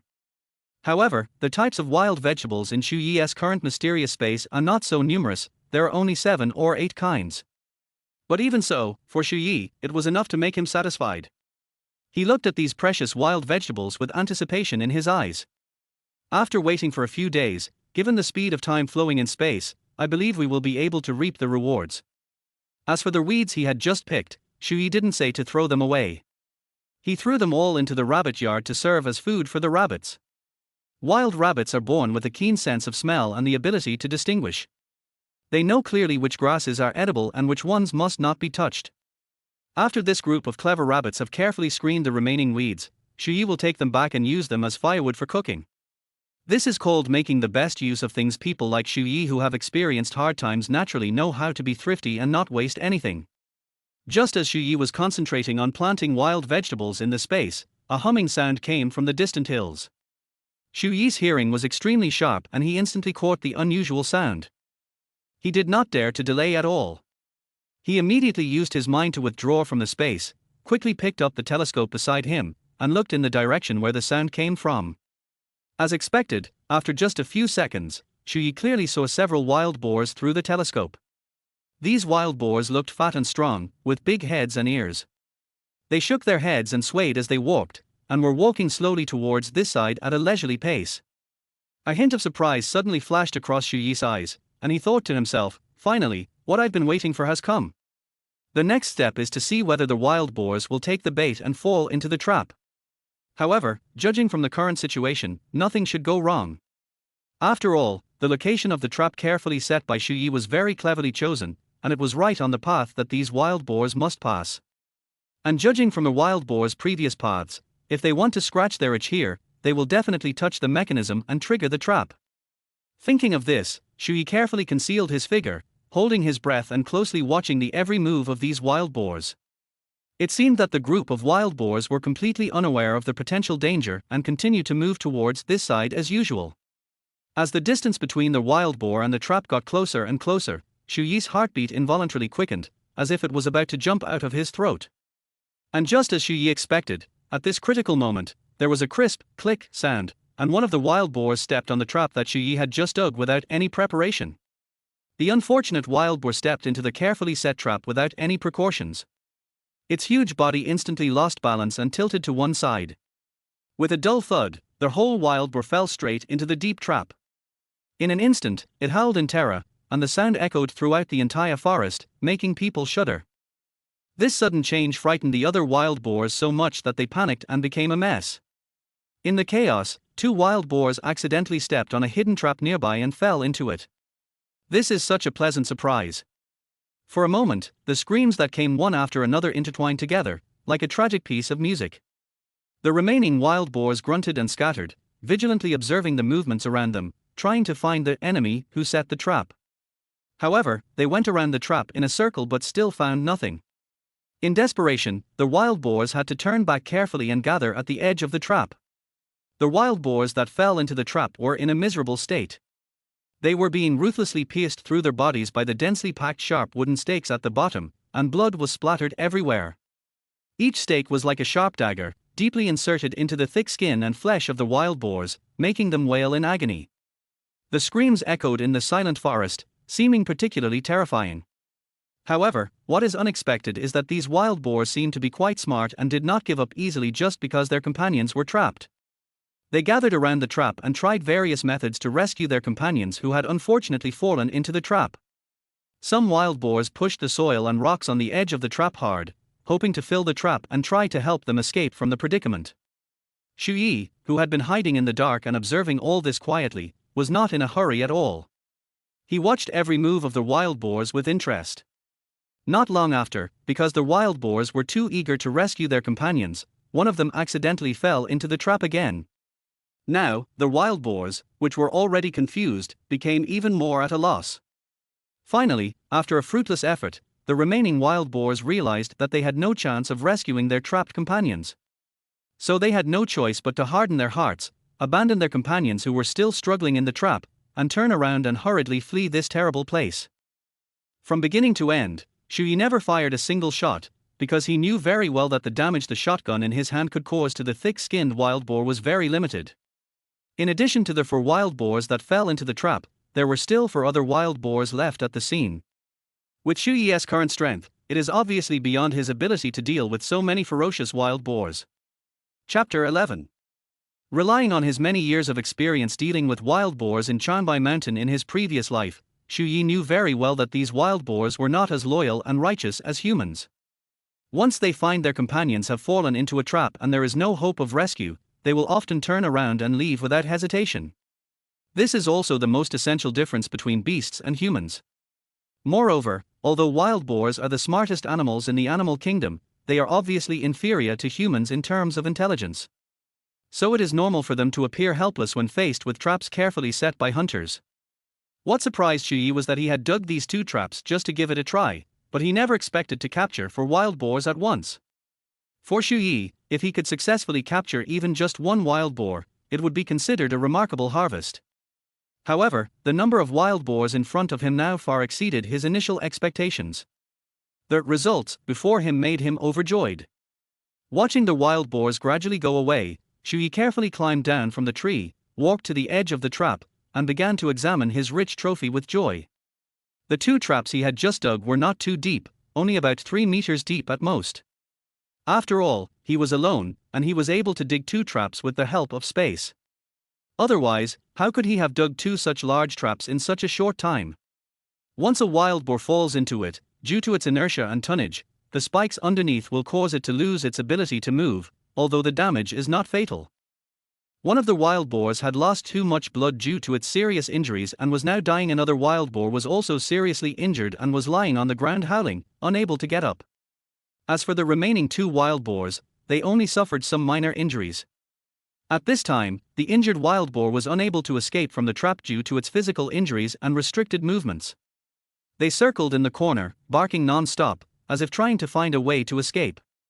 At this moment, they also saw Shui. The 2 wild boars also realized that the person in front of them was most likely the one who dug the trap. In an instant, flames of anger burst out of the wild boar's eyes and it glared at Shui. These 2 slightly injured wild boars still have a certain fighting ability, and because of their injuries, they may be even more manic. Shui also stared at the 2 wild boars. Most of the wild beasts in the mountains were afraid of humans. Once they met hunters unexpectedly, their instinctive reaction was often to flee in panic. However, wild boars are completely different. When they sense the presence of humans, they are not afraid at all. Instead, they will rush towards the humans without hesitation. Shui looked at the 2 angry wild boars with ferocious fangs in front of him. The next second, he quickly raised the heavy shotgun in his hand, aimed at the target, and pulled the trigger decisively. Bang! Bang! 2 crisp gunshots broke the silence of the forest. 2 bullets shot out from their hunting rifle in Shuyi's hand like lightning and hit the heads of the 2 wild boars accurately. At such a close distance, even a shotgun cannot be underestimated in terms of its power. As 2 shrill screams were heard, the huge body of the wild boar that was hit trembled violently, and then fell to the ground with a bang. Of course, the wild boar did not die on the spot after being shot. Out of caution, Shui did not dare to slack off at all. He reloaded the bullets, raised his shotgun, and fired another shot at each of the wild boars that had already fallen to the ground. This time, after making sure that the wild boar had completely lost its ability to move, he carefully jumped into the trap. Immediately afterwards, Shui skillfully collected the 4 wild boars in the trap into his own space one by one. Just as he was about to leave, he took out all the soil that had been placed in the space when he dug the trap, and after some effort, he filled the trap again, restoring it to its original state. Shui was already satisfied after successfully capturing 4 wild boars. This hunting trip into the mountains came to a successful conclusion. He looked up at the sky and estimated the time. It was almost time to leave the mountain. If he delayed any longer, it would probably be dark by the time he got down the mountain. The mountains are much more dangerous after dark than during the day. One reason is that it is difficult to tell the direction, and the other is that there are many wild animals that hide during the day and come out at night. After coming down the mountain, Shui did not wait to go home, but turned and walked towards the commune. The commune was not far from the village where his family lived, and it only took about half an hour to walk there. Shui's trip to the commune this time naturally had a purpose, that was to sell some of the prey he had hunted in the mountains today for money. The buyers he was looking for were none other than the 4 brothers of the Han family, with whom he had had many dealings in his previous life. Speaking of the 4 brothers of the Han family, they were well-known figures in the commune in the 1980s. Before 1978, the 4 of them were employees of the commune's meat processing factory. Later, as the policy was relaxed and individuals were allowed to set up stalls, the 4 brothers were very courageous and resolutely quit their jobs, choosing to start their own business and becoming professional butchers. Because of their superb pig slaughtering skills and honest and trustworthy way of dealing with people, they soon became famous in the commune and quickly made a name for themselves. By the 1980s, the 4 brothers had all become enviable 10,000 yuan households, and even made headlines in Baishan newspapers. They were the most popular at the time. Xu Yi had very close contacts with them in his previous life, and knew each of their personality traits and styles of doing things very well. Among them, the relationship with the fourth brother was the closest and they were like brothers. Of course, it was still 1979, and Xu Yi and the four brothers of the Han family were still strangers to each other. But as the saying goes, in business, the first time is new, the second time is familiar. As long as you cooperate once or twice, the relationship will naturally become familiar. When Xu Yi arrived at the commune, it was almost evening. The sun was gradually setting, and a gorgeous sunset glow appeared on the horizon. The meat stall of the four brothers of the Han family is easy to find. Because it is located in the most conspicuous position in the market, in addition to selling fresh pork on a daily basis, they now occasionally purchase some game from the mountains. Just as they were about to close the stall and end the day's business, Xu Yi's figure, dusty and exhausted, slowly walked towards them in the distance. Chapter 12. Brother, you are late. I am about to close the stall, the meat has been sold out long ago. Han Laosi said to Xu Yi with a smile on his face while tidying up the stall skillfully. He probably thought Xu Yi was a customer who came to patronize his pork business. Hearing this, Xu Yi quickly waved his hands and explained, "Old four, I'm not here to buy meat. This is what happened. I just came down from the mountains. I was very lucky today. I actually caught a big wild boar. So I came here to ask if you would accept it." As he spoke, Xu Yi's face showed a hint of excitement and anticipation. Upon hearing this, Han Laosi stopped packing up his stall instantly. He raised his head and looked carefully at Xu Yi in front of him. Xu Yi was wearing a slightly worn military coat and a pair of muddy liberation shoes. He looked exhausted and covered in dirt, especially the shotgun slung across his shoulder. He actually looked a bit like an experienced hunter who had just come down from the mountains. However, despite this, Han Laosi still had some doubts in his heart and didn't dare to easily believe what Xu Yi said. After all, it is not easy for a person to go into the mountains alone and hunt a wild boar. It can even be said to be outrageous. So he asked suspiciously, "Where is the wild boar? Do you still want to say that you managed to kill a wild boar single-handedly?" "Brother, don't joke with me like that." Seeing that Han Laosai didn't believe him, Xu Yi quickly said in a serious tone, "Laosai, I'm really not kidding you. The wild boar is right outside the market right now. I was afraid that others would see it, so I found a place to hide it. If you are willing to take it, you can come with me to get it back now." After saying that, Xu Yi looked at Han Laosi sincerely. When Han Laosi heard this, he couldn't help but be moved, but he felt that the matter was of great importance and he couldn't just believe it based on Xu Yi's words. Just as he was hesitating, he suddenly turned around and shouted behind him, "Third brother." After a while, a middle-aged man with a burly figure and dark skin came over quickly and asked, "Old four, what do you want me to do?" The person who came was Han Lao-san, the third brother of the Han family. Han Lao-sai came forward and told Han Lao-san everything Xu Yi had just said, then looked at his third brother, seemingly waiting for him to make a decision. After hearing this, Han Lao-san was also half believing and half doubting. He looked Xu Yi up and down, then turned to look at Han Lao-sai. "Lao-sai, how about going to take a look?" In fact, when Han Lao-san saw Xu Yi, he felt that he looked familiar. After thinking for a while, he finally remembered who Xu Yi was. The commune goes hunting every year, and Xu Yi's record of success can be verified, showing that he is an excellent hunter. "Okay. No problem. There's not much that needs to be cleaned up in this stall right now anyway, so we can do it later." Han Laosi nodded in agreement. In this way, the two brothers followed Xu Yi and walked towards the outside of the market. Xu Yi noticed that when Han Lao-san was about to leave the stall, he calmly fumbled for an extremely sharp pig-killing knife from the stall and quickly put it into his pocket. However, Xu Yi did not take this matter too seriously. He thought that after all, he was holding a gun in his hand, and it was normal for Han Lao-san to be wary of him. You have to know that the social security situation in this era is not as stable and orderly as in later generations. Not long after, Xu Yi led the two brothers of the Han family to a remote cave that had been abandoned for a long time. Xu Yi stopped and turned to the two people behind him and said, "I'll put the wild boar here. You wait outside for a while. I'll go in and check on the wild boar first." Upon hearing this, Han Lao-san and Han Lao-sai nodded in agreement. Not long after, Xu Yi quickly turned back and shouted at them, "Third brother, fourth brother, come in quickly and give me a hand." Hearing this, the two did not dare to delay and hurriedly walked into the cave. As soon as they entered, their eyes were attracted by the scene in front of them. They saw a not-so-big wild boar lying on the ground, estimated to weigh about 200 pounds.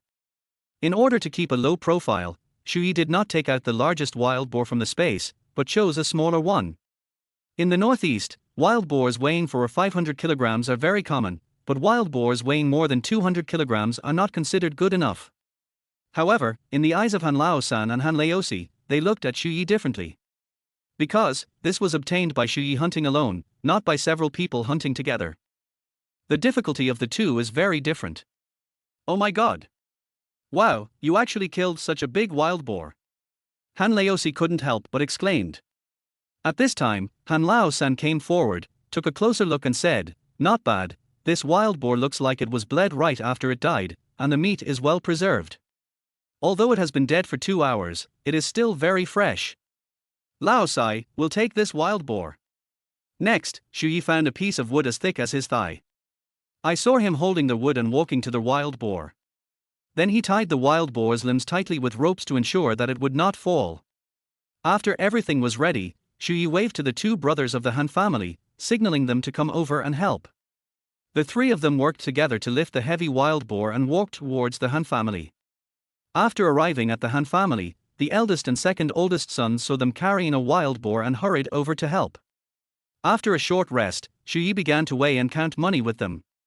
The eldest son of the Han family said to Shui with a smile, "The price of meat we sell at the market on weekdays is 80 cents per pound, but it is cheaper when we collect meat. After all, we have to consider the cost and the inedible parts such as bones. Therefore, we can only give 40 cents per pound when we collect meat." After saying these words, he turned to look at the wild boar and continued, "After weighing this pig, it weighs a total of 230 kilograms. If we calculate it at 40 cents per kilogram, the total is 92 yuan. Brother Shui, count it, is the amount of money correct?" After hearing this, Shui nodded slightly, indicating okay. Then Boss Han took out a stack of money from the room and handed it to Shui. Shui took the stack of bills from Boss Han and counted them carefully. In fact, Shui already knew the price and process of collecting meat when he dealt with these brothers in his previous life.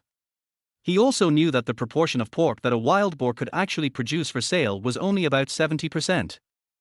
The Han brothers also need to make a profit from this business, and it's not easy for everyone. After Shui confirmed that it was correct, he carefully put the money into his pocket and said, "The amount is correct, I will go back first." After saying that, he turned around and prepared to leave. At this moment, Boss Han hurriedly said, "Please wait a moment, brother. If you kill wild boars again in the future, just send them to me. No matter how many there are, I will take them all." There are not many merchants selling meat in this market nowadays, but the Han brothers have always had a prosperous business thanks to their good reputation and affordable prices. Therefore, the demand for meat is relatively high. Hearing this, Shui stopped, turned around, nodded, and responded, "Okay, no problem." As he spoke, Boss Han also took a few pounds of bacon from home and handed it to Shui. "Brother, take this meat back and eat it. It's just a token of my appreciation, not a token of respect." Shui did not refuse. He thanked him and left. A butcher's house always has bacon. Because there were no refrigerators or freezers in those days, unsold pork could not be sold the next day, so if the meat was not sold out on the same day, it would be pickled with salt. Although their meat business was good, there would often be some meat left over. Chapter 13. Shui, carrying a few pounds of bacon given by Boss Han, set out on his journey home. He was eager to go home and his heart had already flown back home. At this time, the sky had completely darkened. When he finally arrived at the entrance of the village, looking at the somewhat dilapidated courtyard not far away and the dim light coming from the house, Shui couldn't help but feel 1,000 emotions in his heart. Having seen the bright lights and hustle and bustle of those prosperous metropolises in later generations, Shui now feels a special kind of warmth when he looks at this farmyard from 1979. This kind of tranquility and simplicity seemed to be able to soothe people's hearts, allowing Shuyi's originally restless heart to gradually calm down. The meaning of life does not lie in how much money you make or how many earth-shaking achievements you have made, but in having a home and someone waiting for you when you are tired. Shuyi's lifelong regret in his previous life was also healed at this moment. "Second sister, why hasn't my brother-in-law come back yet? It's already dark." At this moment, Yang Mi was pacing anxiously in the yard, her pretty face full of worry. Although Yang Shui on the side was also a little uneasy, she was obviously calmer than her younger sister.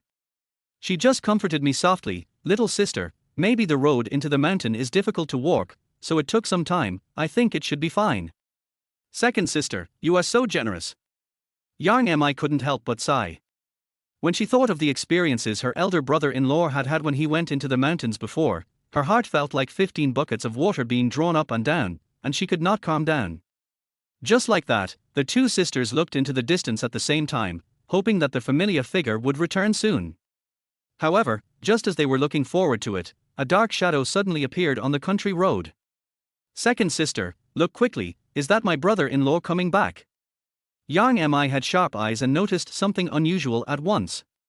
She was so excited that her voice trembled slightly. Hearing this, Yang Shui immediately looked over. After seeing who it was, she immediately showed joy. "It's your brother-in-law, that's great." No sooner said than done, Shui saw two figures running towards him from afar. In the blink of an eye, one of the petite figures threw herself into his arms like a young swallow flying into the forest. "Xie."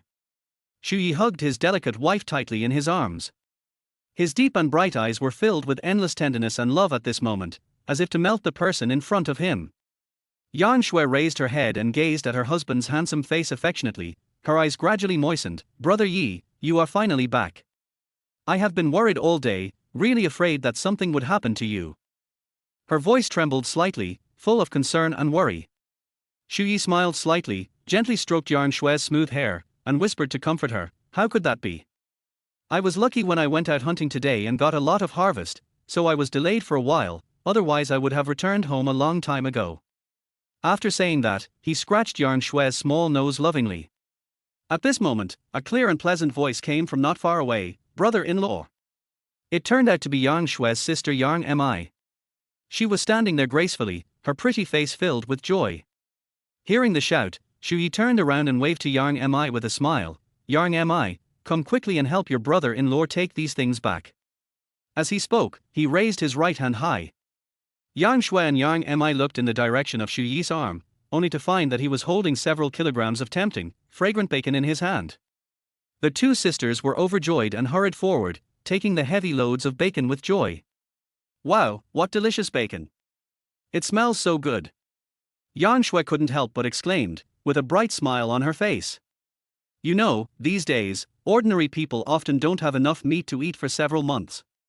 Now seeing so much meat, the two sisters were so greedy that their saliva was almost flowing. Seeing this, Yang Mi, who was standing by, also came over excitedly, staring at the bacon, and touching it again and again with her little hands unconsciously. Seeing this, Yang Shui quickly asked her younger sister to take the bacon back. Yang Mi picked up the bacon swiftly, said goodbye to her brother-in-law and sister with a smile, and walked home happily. Watching her sister leave, Yang Shui turned to look at Shuyi with joy and asked curiously, "Husband, where did you get this meat from?" Shuyi smiled slightly, looked at Yang Shui and said, "The bacon was given to me by someone else. I was very lucky this afternoon and hunted a wild boar that weighed 200 kilograms. Then I took it to the market and sold it for a total of 92 yuan. The bacon was given to me by the butcher." After hearing Shuyi's words, Yang Shui's cherry lips opened slightly, revealing a look of astonishment, her beautiful eyes full of disbelief. At the same time, her pretty face showed a hint of worry. "Husband, you are really great. But hunting wild boars must be very dangerous, right?" Shuyi smiled slightly and comforted Yang Shui. "If it was a head-on encounter, it would definitely be very dangerous, but how could your husband be so stupid as to confront a wild boar head-on? I didn't confront that ferocious wild boar head-on today. Instead, I dug a hidden trap on the wild boar's path in advance, and just waited for the wild boar to fall into it. In the end, it naturally became my prey, and I easily got rid of it." After hearing Shuyi's explanation, Yang Shui's heart finally settled down and her tense nerves relaxed. Then, her flower-like face blossomed into a smile as bright as a spring flower, as warm as the first ray of sunshine in the morning. "Brother Yi, you must be hungry. The food at home has been prepared a long time ago and is kept warm in the pot. Let's go home quickly." As if in response to Yang Shui's words, at this moment, Shuyi's stomach made a loud, gurgling sound. The sudden sound instantly broke the slightly tense atmosphere, causing the two of them to smile at each other. The laughter echoed in the air, as if bringing them closer together. Not long after, the two returned home talking and laughing. Yang Mi, who had returned home early, had already brought the warm meals to the table. As soon as Shuyi entered the door, he saw the 3 dishes on the table. Beans, wild vegetables, and eggplants are all seasonal vegetables. They are all vegetarian and there is no meat at all. He turned his head, looked at Yang Shui, and said with a smile, "Xie Shui, why don't you take the trouble to fry a plate of bacon to go with the rice? It's been a long time since we have tasted meat in our family." Upon hearing this, Yang Shui was stunned at first, then immediately reacted, nodded excitedly and agreed, "Okay. Brother Yi, no problem." Chapter 14. Just as Shuyi said, his family had not tasted meat for many days, and the last time Yang Shui ate meat was on her wedding day. Who could have expected that my husband would bring back such a big piece of bacon today? It was such a surprise and delight for her. If my husband wants to eat meat, that's fine. When younger sister Yang Mi heard her brother-in-law asking her sister to fry the meat and knew that she would have meat to eat tonight, her excitement was beyond words. Shuyi looked at his excited younger sister Yang Mi and suddenly came to his senses, realizing that he seemed to have promised her that he would help her move when he came back in the afternoon. As a result, I encountered a wild boar in the afternoon and forgot about it.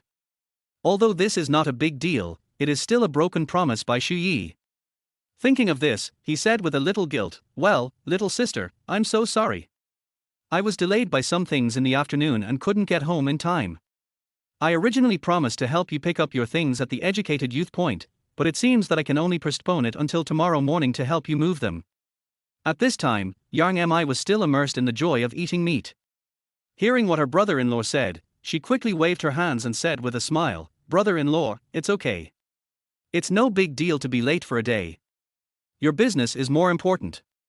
Then I'll go help my sister add firewood to the stove." Before she finished her words, she was seen running towards the kitchen happily, jumping and skipping like a lively and cute little bird. Shuyi smelled the smell on his body and almost vomited. As he had been busy running around in the mountains almost the entire day, Shuyi's entire body was already soaked in sweat, making him sticky and uncomfortable. How could he tolerate such a smell? If it wasn't washed clean, even the meat would not taste good. Thinking of this, he turned and walked towards the yard, ready to take a thorough shower. Nowadays, not to mention in rural areas, even in cities, most people's homes do not have dedicated bathrooms. When the weather is not so cold, most men choose to take a shower directly in the yard while women usually boil hot water, then close the door and take a shower in the room.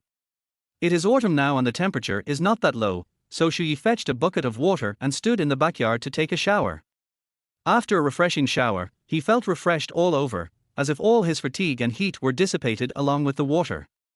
When he finished showering, changed into clean clothes and came out comfortably, Yang Shui and Yang Mi had already worked together to complete a delicious dish of fragrant stir-fried dish. However, when Shuyi saw this dish, he was dumbfounded. This was not just stir-fried meat, but also contained a lot of vegetables.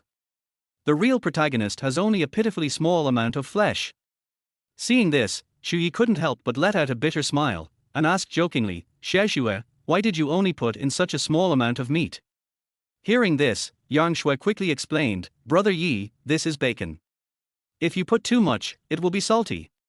Besides, it's already evening now. If we fry too much meat at once, we won't be able to finish it. Don't worry, I will specially stew a bowl of meat for lunch tomorrow. I guarantee that you will be satisfied and full of food." In fact, it's not that Yang Shui was reluctant to put more meat, but she didn't want to waste food, especially such precious meat. Shuyi thought about it for a while and felt that what Yang Shui said did make sense. From the perspective of future generations, people might think that Yang Shui is a bit stingy. But if we look at it from the perspective of 1979, Yang Shui's behavior is perfectly normal. Because Yang Shui grew up in a difficult environment since childhood, unlike him, she was not fortunate enough to experience the kind of life of worry-free food and clothing in later generations. So it is only normal for her to develop a frugal habit. Thinking of this, Shuyi couldn't help but feel a surge of pity for his wife, and at the same time he quickly let go of his little complaint about the lack of meat in the dish. Looking back on her past life, after Yang Shui married him, she never had a good day in her life. Eventually, she became ill from overwork, became depressed, and passed away prematurely. And now, God has given him a precious chance to start over. Isn't this a perfect opportunity for him to make up to his wife Yarn Shui? Thinking of this, Xu Yi secretly made up his mind to make Yarn Shui happy in this life and no longer suffer. Come on, don't just stand there talking, sit down and eat. Xu Yi greeted Yarn Shui and Yang Mi with a smile on his face. Yarn Shui and Yang Mi smiled at each other, then sat down obediently. Soon, Xu Yi discovered that the two sisters only focused on eating vegetables and never picked up meat. Of course, it's not that they don't like eating meat, but they want to leave the meat for him. Xu Yi sighed inwardly, and then he picked up a big piece of meat for each of them and put it in their bowls. Brother Yi, there's not much meat, so you should eat it. I'll just eat the vegetables. Yes, brother-in-law, I didn't do anything. I didn't use up any energy at all. I am already very satisfied just by drinking some broth. You can eat the meat. Both of their eyes were full of concern for Xu Yi. You must eat it. There's not much meat.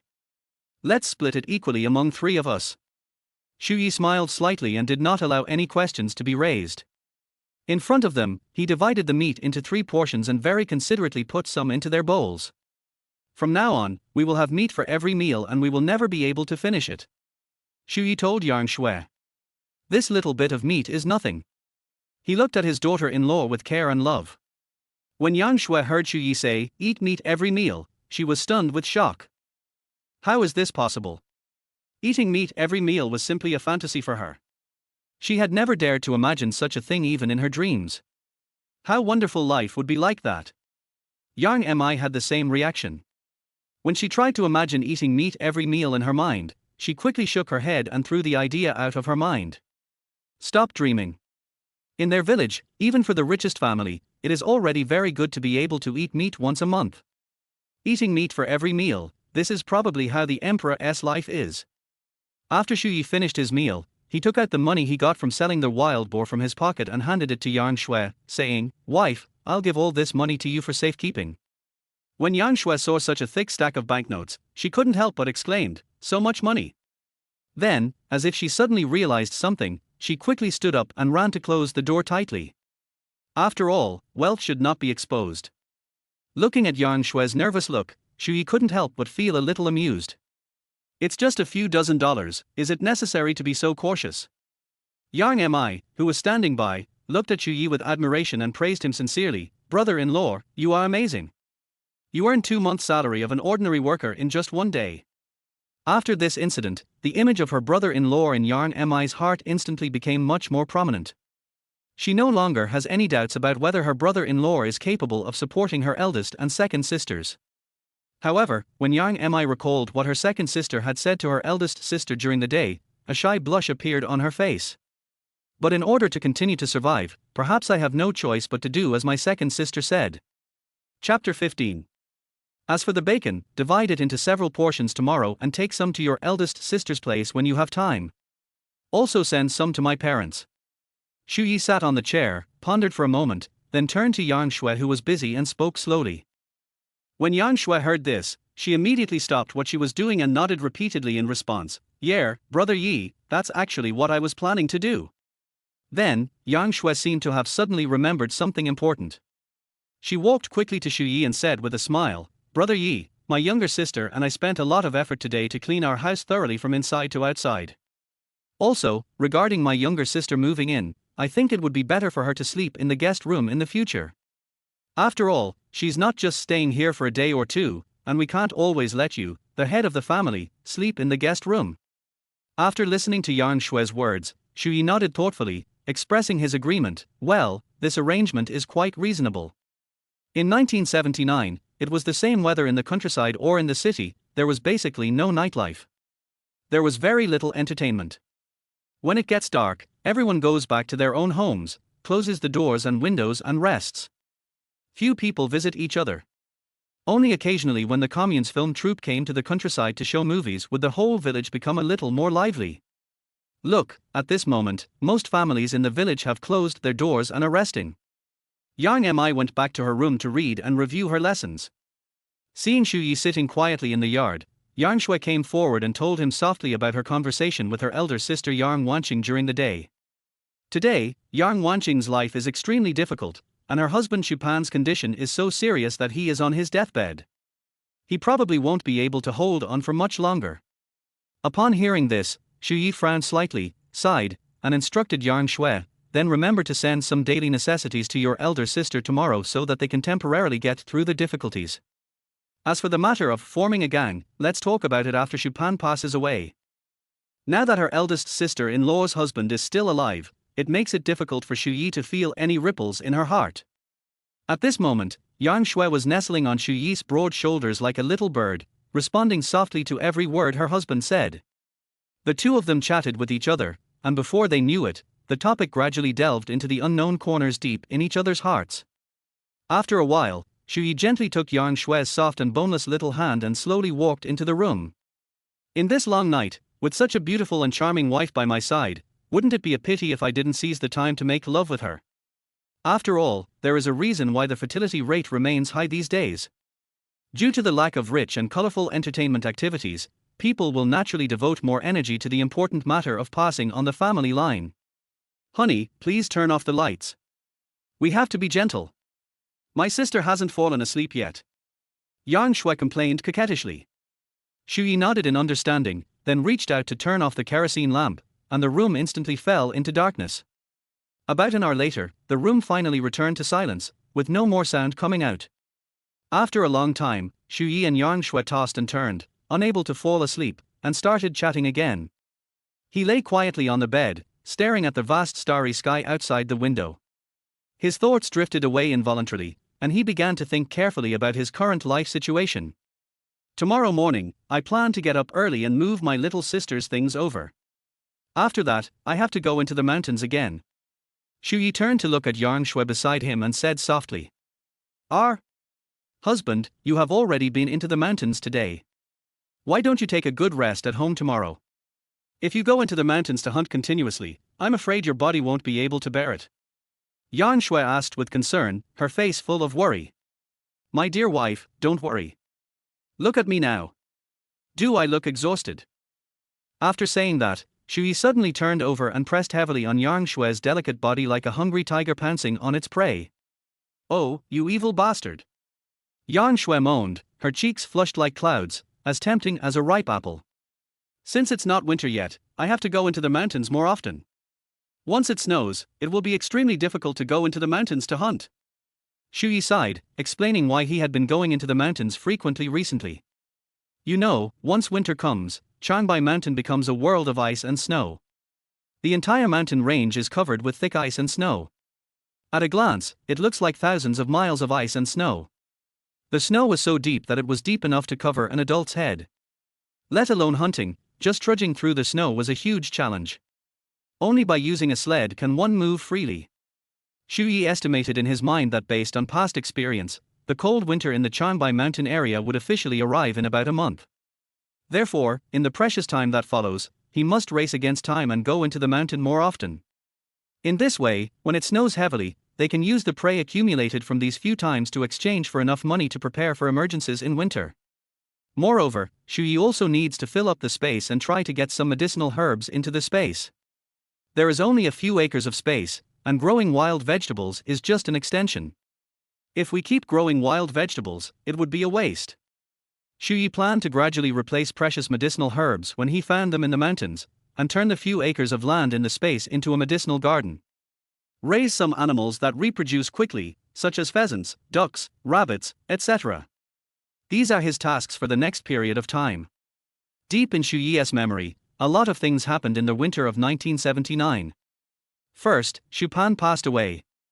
Because it happened suddenly, the funeral was quite hasty and he was just buried simply. Almost at the same time, a serial murder case occurred in the commune. This case was also a hot topic at the time. Shortly after the beginning of winter, my sister-in-law passed away. Her death was even more silent. By the time we discovered it, several days had passed. Thinking back now, her health was seriously depleted. Taking care of her bedridden husband for so many days was a huge drain on a person's energy. What's more, the lack of food and clothing had destroyed her body like a candle in the wind. Xu Yi was thinking about whether there were any rare medicinal herbs in the nearby mountains, such as ginseng. He could dig them up and bring them back to nourish his family. Just like that, Xu Yi, with his complicated thoughts, fell asleep unknowingly. Chapter 16. That night, Xu Yi slept particularly soundly and sweetly. He had a dream, in which he took a completely different path from his previous life. With my wife, children and family around me, I live a happy and fulfilling life. It was such a beautiful dream that his eyes became wet in his sleep. Yang Shui didn't know why Xu Yi was crying, she only knew that her husband must be very helpless at the moment, so she hugged him even tighter. The next day, Xu Yi slowly woke up from his sweet dream when the first ray of sunlight shone through the window onto his face. He slowly opened his eyes, adjusted to the dazzling light, then turned to look out the window, only to see that it was already a sunny scene outside. I didn't expect that I could sleep until dawn, Xu Yi said to himself as he stretched lazily. At this time yesterday, he was woken up from his sleep by the crowing of the big rooster at home. But for some reason, the familiar crowing of a rooster did not sound today. Perhaps it was because it did not have the heart to disturb Xu Yi's rare sweet dream. He hadn't slept so soundly for a long time. Xu Yi turned his head to look at the other half of the bed beside him, but the place where his wife Yang Shui was lying was empty. It goes without saying that the hardworking and virtuous wife must have gotten up long ago and may be busy doing housework now. Most people these days are very hardworking. They get up before dawn to work. Basically, few people would sleep in like young people in later generations. Xu Yi quickly put on his clothes, stood up and walked out of the room. When he arrived in the yard, he saw Yang Shui and her sister Yang Mi standing together, and they seemed to be discussing something in a low voice. When I got closer and listened, I found out that they were discussing whether or not to go to work in the production team. It is already 1979. Although it is still the era of large rural collectives, there are actually not so many rigid regulations on the issue of work. If you really don't want to go, as long as you can find some connections or use the back door, the production team will usually turn a blind eye and won't make things too difficult for you. After all, if everyone is forced to report to work on time, not only will it be easy for many people to deliberately slack off, but it may also offend a lot of people. As time went by, everyone tacitly agreed not to impose too many mandatory requirements on work. Xu Yi clearly remembered that in his previous life, before the contract responsibility system was implemented, about 1/10 of the people in the village did not go to work on time due to various reasons. Xu Yi was the same at that time. He earned a considerable income from hunting, so naturally he didn't care about those work points.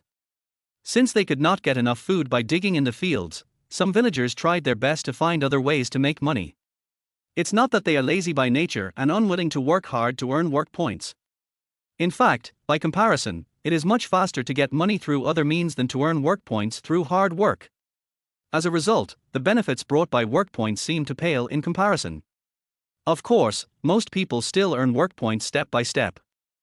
Xu Yi was listening to his wife and sister-in-law chatting, and he interrupted and said, "In my opinion, you two sisters don't need to go to the construction site to earn those few work points. It's really meaningless. I will be responsible for all the expenses of the family in the future. As for Yang Mi, just focus on preparing for the college entrance examination and strive to pass the exam next year and successfully enter your ideal university." After hearing this, Yang Shui hesitated and responded softly, "Brother Yi, are you up?" That being said, the number of work points that can be earned every day is indeed limited, but a mosquito leg is still meat. Besides, I have nothing to do at home all day, wouldn't it be a waste of time if I don't go to work? After saying that, she frowned slightly, as if she was still weighing the pros and cons. Seeing this, Xu Yi hurriedly walked to Yang Shui's side, stretched out his hand and gently held her shoulders, and said softly, "If you feel that your leisure time is too long and difficult to endure, you can give birth to a few chubby, lively and cute little ones for me. In this way, you will definitely not feel idle and bored." As soon as he finished speaking, Yang Mi, who was standing aside, could no longer suppress her inner laughter. She burst out laughing and clapped her hands repeatedly, praising her brother-in-law for his brilliant idea. Yang Shui blushed and said coquettishly, "Oh, Brother Yi, what you said is really embarrassing. It would be fine if they said it in private, but saying it in front of my younger sister made her feel embarrassed." But after Xu Yi's interruption, the matter of going to work that they were originally discussing was put aside and no longer mentioned. After breakfast, Xu Yi patted his stomach and stood up, smiling and saying to the two of them, "Yesterday I promised to help Yang Mi move to the educated youth camp, and today is the time to fulfill my promise. Wait, I'll go out and borrow a small cart, and will set off to the educated youth camp later. After saying that, he strode out of the door. Brother-in-law, I'll go with you. Seeing this, Yang Mi hurriedly followed Xu Yi's hurried footsteps and walked out. But Yang Shui did not follow, but stayed at home. Because she also had her own mission to carefully divide up the bacon that Xu Yi brought back yesterday, pack them separately, and give them to Xu Yi's parents and her eldest sister. In addition, Xu Yi specifically told her last night to send some rice, flour, grain and oil to Yang Wanqing's home. She kept these words firmly in her heart. Yang Shui felt a headache when she thought about the many places where she would have to spend money in the future. Even though she had a full 100 yuan in her hand now, this amount of money was simply a drop in the bucket for the various current expenses. Money is needed everywhere, and she knows it clearly. The reason why the eldest sister was determined to join the gang was, firstly, because life was too difficult and stressful. Secondly, the eldest sister must have hoped that her husband could help her properly handle Xupan's funeral. After all, the Xu family has severed their family ties with them, so the eldest sister naturally cannot rely on them. Thinking of what her husband had to sacrifice for her sisters, Yang Shui couldn't help feeling guilty, thinking that she and her sisters seemed to have owed Xu Yi something. She silently made a vow in her heart that she would treat Xu Yi wholeheartedly in the future and give him more love and care. She even fantasized about giving birth to several lively, cute, chubby sons for Xu Yi. Her eldest sister also needed to give birth to several babies to get out of the haze of life. But with so many children, the family expenses would definitely be even greater in the future. When she thought of this, Yang Shui's fair cheeks instantly flushed, making her as beautiful as a ripe apple. At the same time, Xu Yi was leading his sister-in-law Yang Mi towards Wang Erniu's house in the village. Wang Erniu is Xu Yi's childhood friend. The friendship between them is extremely deep and has withstood many tests over the long years. Before he was reborn in his previous life, the elderly Xu Yi often met with Wang Erniu to drink and chat. Over the past few decades, the brotherhood between the two has been stronger than gold, better than that between many biological brothers. Erniu, are you home? After a while, Xu Yi arrived at the door of Wang Erniu's house. Standing in front of the door, he gently knocked on the iron ring on the wooden door, and heard a crisp, bang-bang sound. Not long after, hurried footsteps were heard in the house, and then the door was quickly opened, and Wang Erniu's familiar and honest face appeared in front of him. When he saw Xu Yi, his eyes suddenly lit up with joy and he shouted excitedly, "Brother Yi, what brings you here today? Come in and sit down." However, when Wang Erniu's eyes fell on Yang Mi, a trace of doubt appeared on his face, and he couldn't help muttering to himself, "Sister-in-law, I haven't seen you for these days. How come you have become so young and beautiful?" Hearing this, Yang Mi's pretty face flushed red, and she hurriedly waved her hands to explain, "Oh, I'm not." Xu Yi, who was standing by, was also at a loss for words. He shook his head helplessly and quickly corrected her, "Erniu, don't talk nonsense. This is Yang Mi, my sister-in-law. My wife is her second sister. Don't make any mistake." "Oh, I'm sorry, you two sisters look so much alike." Wang Erniu apologized quickly, "But it doesn't matter if I made a mistake, Brother Yi, please don't make a mistake." Xu Yi was so annoyed that he hit Wang Erniu on the shoulder and said, "What kind of lewd words are you saying, kid? Shut up and stop talking nonsense." Yang Mi stood aside, her face red, trying not to laugh, and she looked extremely pretty. Chapter 17. How could I be wrong? What do you think I am? Do you think I'm as confused as you? Xu Yi complained unhappily. Hearing this, Wang Erniu scratched his head embarrassedly, then grinned. Speaking of the three sisters of the Yang family, they do look quite similar, and each of them is stunningly beautiful. If you just take a quick glance, it's hard to tell who is who. But once you spend some time with them, you can easily notice the difference.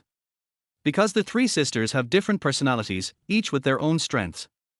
The eldest sister, Yang Wanqing, is the most quiet one. She always appears gentle, elegant, and well-educated. She speaks softly and in a gentle voice, just like a typical lady from a noble family.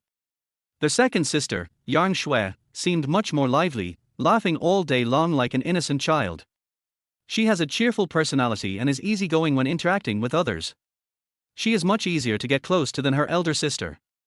As for the third sister Yang Mi, she is very clever and eccentric. Although she is a bit straightforward and sometimes even harsh in her words, she is actually a typical person with a sharp tongue but a soft heart. Moreover, if she meets someone who is truly capable, she will immediately feel admiration for him. At this moment, Wang Erniu suddenly seemed to remember something and asked, "By the way, Brother Yi, you came all the way here to find me. Is there something important?" When Xu Yi heard him ask this, he nodded gently, then explained the purpose of his visit to him and asked, "Brother Erniu, is your cart at home now? I need to use it for something urgent. Can I borrow it?" When Wang Erniu heard this, he replied without even thinking, "Of course, no problem. Brother Yi, just use it. Where is it? I'll go push it myself." Xu Yi asked. Hearing this, Wang Erniu quickly said that Xu Yi didn't need to push it. "It's in the backyard, Brother Yi, sit here for a while. I'll run over and push it for you." "How can you push it? What do you want to do with this thing?" Wang Erniu asked curiously. Xu Yi smiled and replied, "I'm helping Yang Mi move, so I'm borrowing it for a while and will return it soon." Wang Erniu quickly went to the backyard and pushed the cart over. Before leaving, Xu Yi remembered something and turned back to Wang Erniu and said, "Oh, by the way, Erniu, wait for me at home this afternoon. I need your help with something." Although Wang Erniu was confused and not sure what Xu Yi wanted to talk to him about, he nodded and agreed without hesitation. Not long after, Xu Yi came out of Wang Erniu's house pushing a cart with Yang Mi sitting in it. Yang Mi didn't want to sit down at first and refused for a long time. Xu Yi held her down and let her sit on the stroller. "Look, you're not heavy at all. It doesn't affect me at all when I push the cart. I can push it even faster." The two of them left Wang Erniu's house talking and laughing. Instead of going home, they walked straight towards the educated youth site.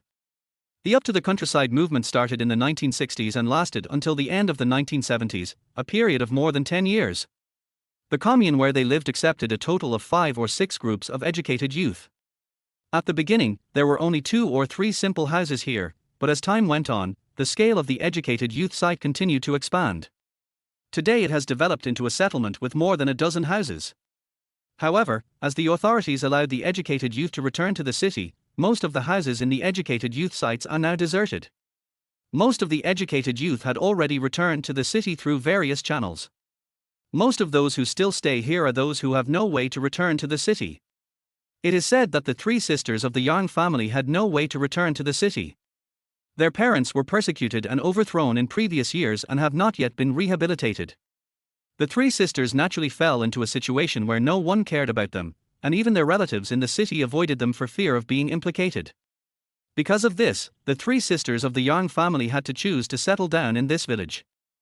After all, if they could return to the city, how could they be willing to marry someone from the village with their conditions? Not long after, Xu Yi led Yang Mi all their way to the educated youth point in a hurry. On their way, they ran into the captain of the educated youth team. When the team leader saw Yang Mi, he hurried forward and asked with concern, "Yang Mi, where have you been these days? We were so worried." When Yang Mi saw the visitor, a faint smile appeared on her face. She nodded gently and responded politely, "Captain, I have been at my brother-in-law's house these days. I came here today to move. I will move to my brother-in-law's house in the future. You know, I am the only one left in this female educated youth camp. It is very inconvenient and not very safe." After saying that, Yang Mi sighed slightly. After hearing this, the team leader nodded repeatedly to show his understanding, and then turned his gaze to Xu Yi who was standing beside him, and said earnestly, "In this case, I'll have to trouble Brother Yi to take good care of Miss Yang Mi." Xu Yi smiled heartily upon hearing this, and patted his chest to agree, "Don't worry, brother, she is my wife's sister, and it is my job to take good care of her." After the two sides exchanged a few more pleasantries, Xu Yi and Yang Mi said goodbye to the team leader and continued walking forward. After a while, the two arrived at the house where Yang Mi lived. The 3 sisters of the Yang family all lived here before. It was from here that Xu Yi brought his wife home. At this point, he was familiar with the place. When he arrived at the house, Xu Yi rolled up his sleeves without saying a word and helped Yang Mi pack her few luggage and bedding. Before long, all the items were neatly packed and placed securely on the slightly worn cart. It was packed in one trip. However, since Yang Mi had loaded some things, she naturally had no car to ride in. Xu Yi held the handle of the cart with both hands and pushed it easily. Yang Mi stood obediently by, holding the luggage carefully, fearing that they would fall off during the bumpy ride. In this way, the two of them slowly walked out of the educated youth sight. Before leaving, Jiangin couldn't help but turn back and look at the place where he had lived for a long time with lingering eyes. Although the days in the countryside were full of hardships and difficulties, she did have many unforgettable happy memories here. The most beautiful and brilliant years of her youth were all devoted here without reservation. When she thought about saying goodbye to this place, she couldn't help feeling a little reluctant. As if sensing Yang Mi's emotional fluctuations, Shuyi smiled and asked softly, "What's the matter? Are you reluctant to leave?" Hearing this, Yang Mi quickly shook his head and explained, "How could that be, brother-in-law? It's not that I don't want to leave, but I suddenly recalled a lot of things I experienced in the past, and it felt like those things just happened, so clear. Time flies so fast. Before I knew it, I have been in the countryside for 3 years." Chapter 18. Shuyi pushed the cart forward and consoled her, "Let the past be the past. We must always look forward. Look, a bright future is waving at us enthusiastically ahead." While chatting, Shuyi walked steadily and powerfully, and the seemingly heavy cart seemed to be a piece of cake in his hands. As they walked, Yang Mi seemed to suddenly think of something. She blinked her big eyes and asked Shuyi curiously, "Brother-in-law, do you think there will be other educated youth coming here like us in the future?" Facing his sister-in-law's innocent question, Shuyi didn't even think about it and answered with certainty, "Probably not anymore. After all, he is a person who has been reborn, and he knows very well the turbulent development process in the next 40 years. The years to come will be a great era of reform and opening up, and the glorious 40 years of China's economic takeoff." However, Shuyi would not tell Yang Mi about all these feelings and cognitions, but would simply bury them deep in his heart. In this turbulent and unpredictable era, every slight change may have a huge impact. When a speck of dust from the times falls on a person's shoulder, it is like a heavy mountain, enough to suffocate one. In the surging torrent of time, everyone has personally experienced and witnessed the tremendous changes and vicissitudes that are like the changes in the world. Some people are lucky enough to stand on the crest of the times. With their keen insight and resolute determination, they successfully seize opportunities and thus transform themselves into the pride of the times, gaining both fame and fortune. But at the same time, there are also people who are unfortunately beaten mercilessly by the rolling waves to the deep bottom of the water, and have since become unknown and disappeared. Not long after, Shuyi returned home with Yang Mi. As soon as he entered the house, he immediately helped his sister-in-law to organize and put away the various items she brought and put them in the guest room one by one. After careful decoration, the originally slightly empty guest room now exudes a warm home atmosphere. Looking at the brand new nest in front of her, Yang Mi was filled with joy and loved this little room of her own very much. Just at this moment, Yang Shui, who had been delivering meat, happened to come back. After a short while, it's time to start cooking. In the blink of an eye, a morning passed by. At noon today, Yang Shui used the bacon left over from yesterday and paired it with dried mushrooms from home to carefully stew a big bowl of fragrant mushroom stew. When the food was served, the family of 3 sat together and enjoyed this rich and delicious lunch. During the meal, Yang Mi suddenly asked, "Brother-in-law, are there any hazel mushrooms in the mountains now? If there are any, I would like to pick some." She blinked her big watery eyes and looked at Shuyi with anticipation. She loves eating hazel mushrooms grown in Qianbai Mountain. In an era of food and clothing shortages, many people's food came from the mountains. Autumn is the season when hazel mushrooms grow vigorously. At this time of year, if hazel mushrooms appear in the mountains, hunters who often go into the mountains will inform the villagers in the village. Next, the whole village will become bustling with activity.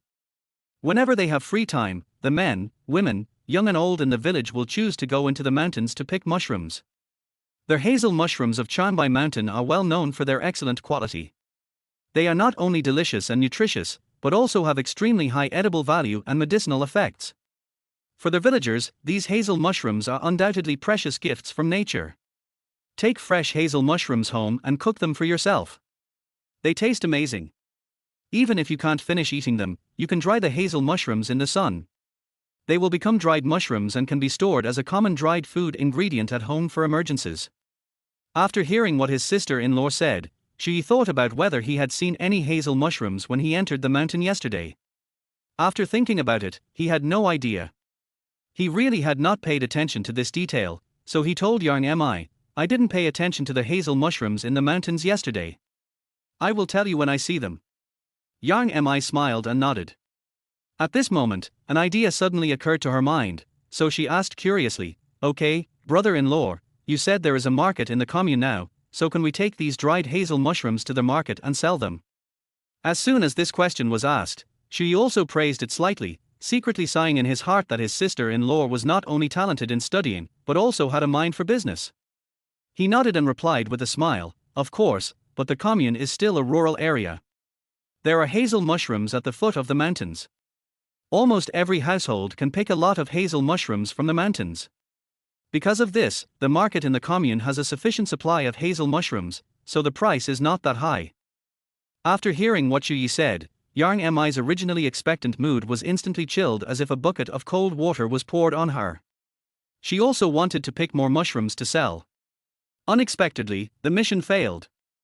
However, Shui immediately added, "Little sister, although hazel mushrooms are not very valuable here, if they are transported to the city to be sold, the situation will be very different. Due to the busy work and fast pace of life of city dwellers, they simply cannot spare the time and energy to go to the mountains and forests to pick fresh mushrooms. Moreover, city dwellers have a special liking for this natural delicacy from deep in the mountains. Coupled with factors such as transportation costs and scarcity, hazel mushrooms can often be sold at a relatively considerable price in the city. Therefore, the sales market for hazel mushrooms, a wild delicacy, is naturally in the city, rather than in the rural communes." Shui clearly remembered that in his previous life, in recent years, many city people came to the countryside to purchase these dried hazel mushrooms, and then transported them to the city to sell them, making a huge profit from the difference. Some people even became millionaires in less than a year. The profit from hazel mushrooms is indeed considerable. Of course, it was not easy to engage in such a business in 1979. Those who dare to get involved in this industry must have a strong network of relationships behind them to support them. For ordinary people, not only do they lack the corresponding channels and ways, but if they are not careful they may be accused of speculation by others and face severe punishment. After all, in this special era, doing business inevitably involves a certain degree of risk. Therefore, Shui had no intention of acquiring the dry goods business at all. In contrast, he preferred to make money by going into the mountains to hunt, selling captured prey, skins, and collecting herbs. This way you can make money quickly without getting yourself into too much trouble. After lunch, Shui picked up his hunting rifle and equipment again and told Yang Shui, "Xie Shui, I plan to go into the mountains again this afternoon." Chapter 19. Hearing Shuyi's words, Yang Shui, who was concentrating on washing dishes in the kitchen, couldn't help but tremble slightly in her hands, and the bowl she was holding tightly almost slipped into the sink. At the same time, her heart suddenly tightened, as if it was tightly grasped by an invisible big hand, causing her to involuntarily stop what she was doing. Yang Shui hurriedly put down the dishes in her hands that had not yet been washed and walked out of the kitchen quickly. When her eyes fell on her husband Shuyi, who was carrying a shotgun and ready to go, the corners of her mouth curved subconsciously, and she tried to force a smile to hide her inner uneasiness and anxiety. However, this smile seemed a little forced. "Brother Yi, then you must come back early today. I will prepare dinner at home and wait for you to eat together," Yang Shui said softly, revealing indescribable concern in her words.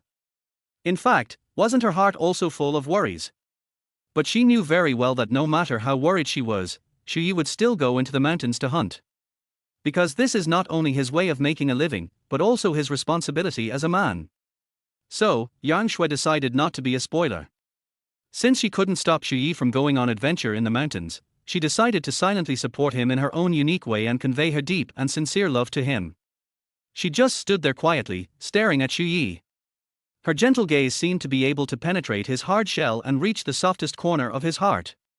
Shui looked at his gentle and charming wife in front of him, and a warm feeling surged in his heart. He smiled and nodded, and said in a firm tone, "Don't worry, Shui, I will definitely not be back as late as yesterday. I promise to be home before dark to have dinner with you." After saying that, he smiled at Yang Shui, indicating that she didn't need to worry too much.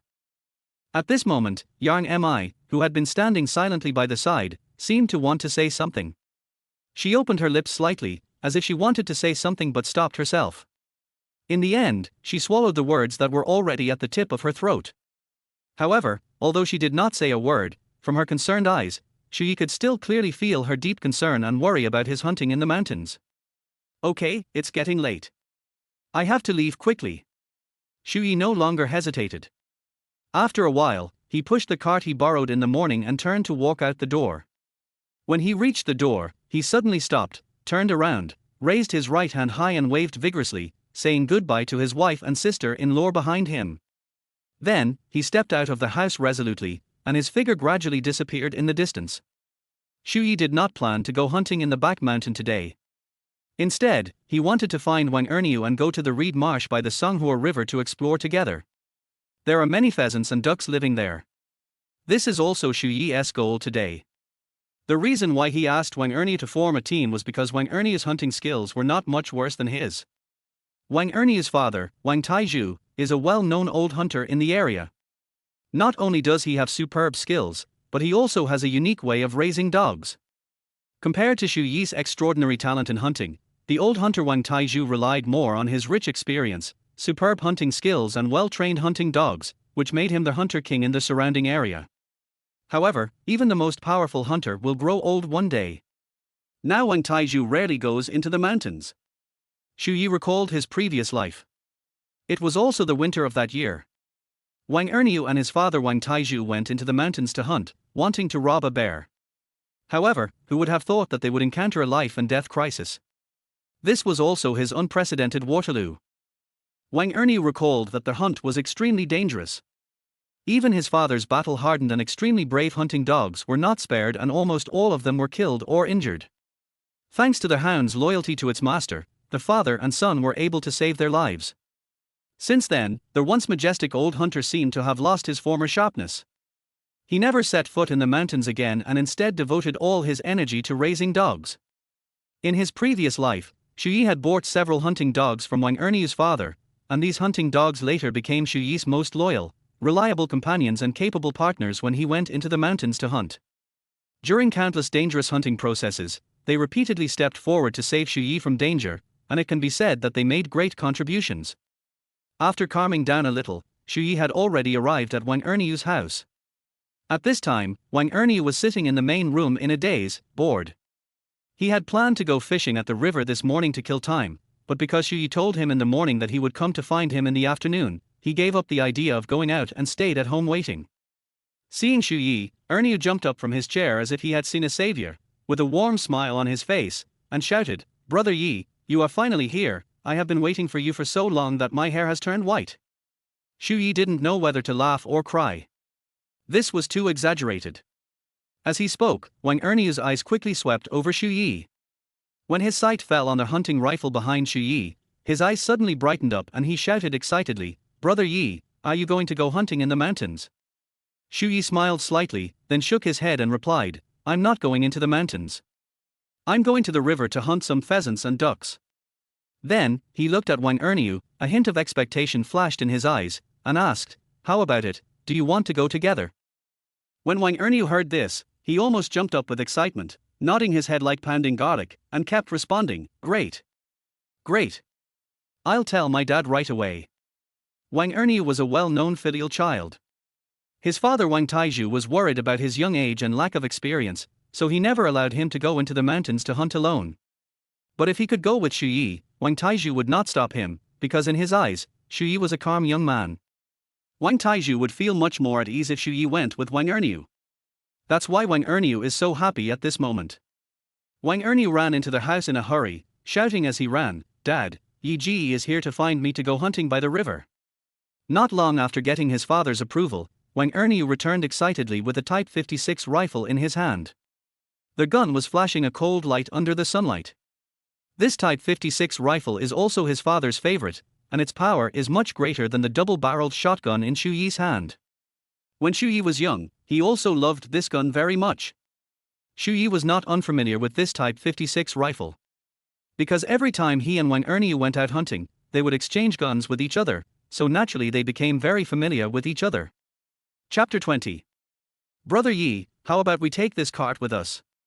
Maybe we'll be lucky enough to catch too many pheasants and ducks. What should we do if we can't take them all? Wang Erniu looked at the cart in the yard and asked Xu Yi expectantly. Xu Yi couldn't help but laugh when he heard this. "Hey, Erniu, why are you so confident? Do you really think we can gain so much today?" Wang Erniu scratched his head and chuckled. Brother Yi, what's the saying? The bolder the man, the more productive the land. Hunting has a much higher probability than this. Isn't this just in case? Even if we don't catch that many, it won't be a problem to bring a cart. Xu Yi smiled, waved his hand and said, come on, I think we should forget about pushing the cart. Actually, we can't carry much prey. A sack is enough to deal with it. If he were to go into the mountains, he might even bring a cart because he might catch roe deer, wild boars, etc. But for pheasants and wild ducks, is one sack enough for each person? When Wang Erniu heard Xu Yi say that he wanted to pack a sack of pheasants and wild ducks, his eyes suddenly widened and he muttered to himself, oh my goodness, a sack of pheasants and wild ducks. Brother Yi's confidence is no less than his. But on second thought, if I could really fill a sack, I would make a lot of money. In this way, the two left home with full of joy and longing, and hurriedly set out on the road to the Songhua River. Speaking of the Songhua River, it is known to everyone in the northeast. The song on the Songhua River has been passed down for decades, and everyone from an 80-year-old man to a 3-year-old child can hum a few lines of it. My home is on the Songhua River in northeast China. There are forests and coal mines there. And the soybeans and sorghum that fill the mountains and fields. What many people don't know is that the Songhua River has two sources. One of them, the northern source, originates from the Nenjiang River in the Ilihuli Mountains, a branch of the Greater Qing'an Range. The other southern source is the westward flowing Songhua River from Tianqi Lake in Chanbai Mountain. Of course, the latter source is recognized by most people, but some people do not recognize the former source. The Songhua River basin covers a very wide area and brings blessings to thousands of miles. It is not only the largest tributary of the Heilongjiang River, but also the well-deserved mother river of the northeast region. Xu Yi's home is not far from the Songhua River. Standing by the Songhua River and looking at Chanbai Mountain in the distance is a special feeling. In particular, the sunlight shining on the snow-capped peak of Chanbai Mountain gave Xu Yi a dreamy feeling. It feels like this is a fairyland. As they walked along the road, Wang Erniu couldn't hold back his curiosity and asked, Brother Yi, why did you suddenly think of hunting pheasants and wild ducks?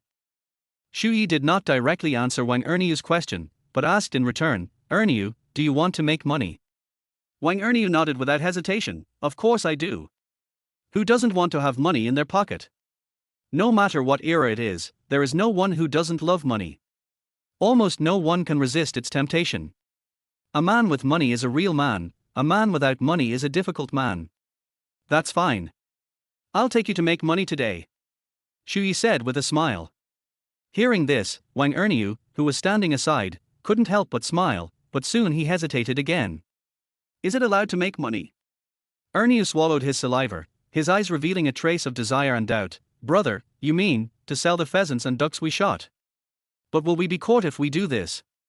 You know, in this day and age, most people are afraid to do business and avoid it. After all, they have witnessed too many examples of people getting into trouble because of small business and speculation.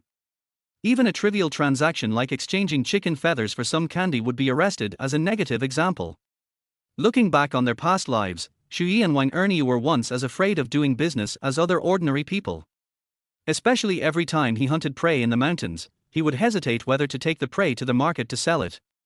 After much thought, I finally decided to eat it myself. If you sell it, you might get labeled as such.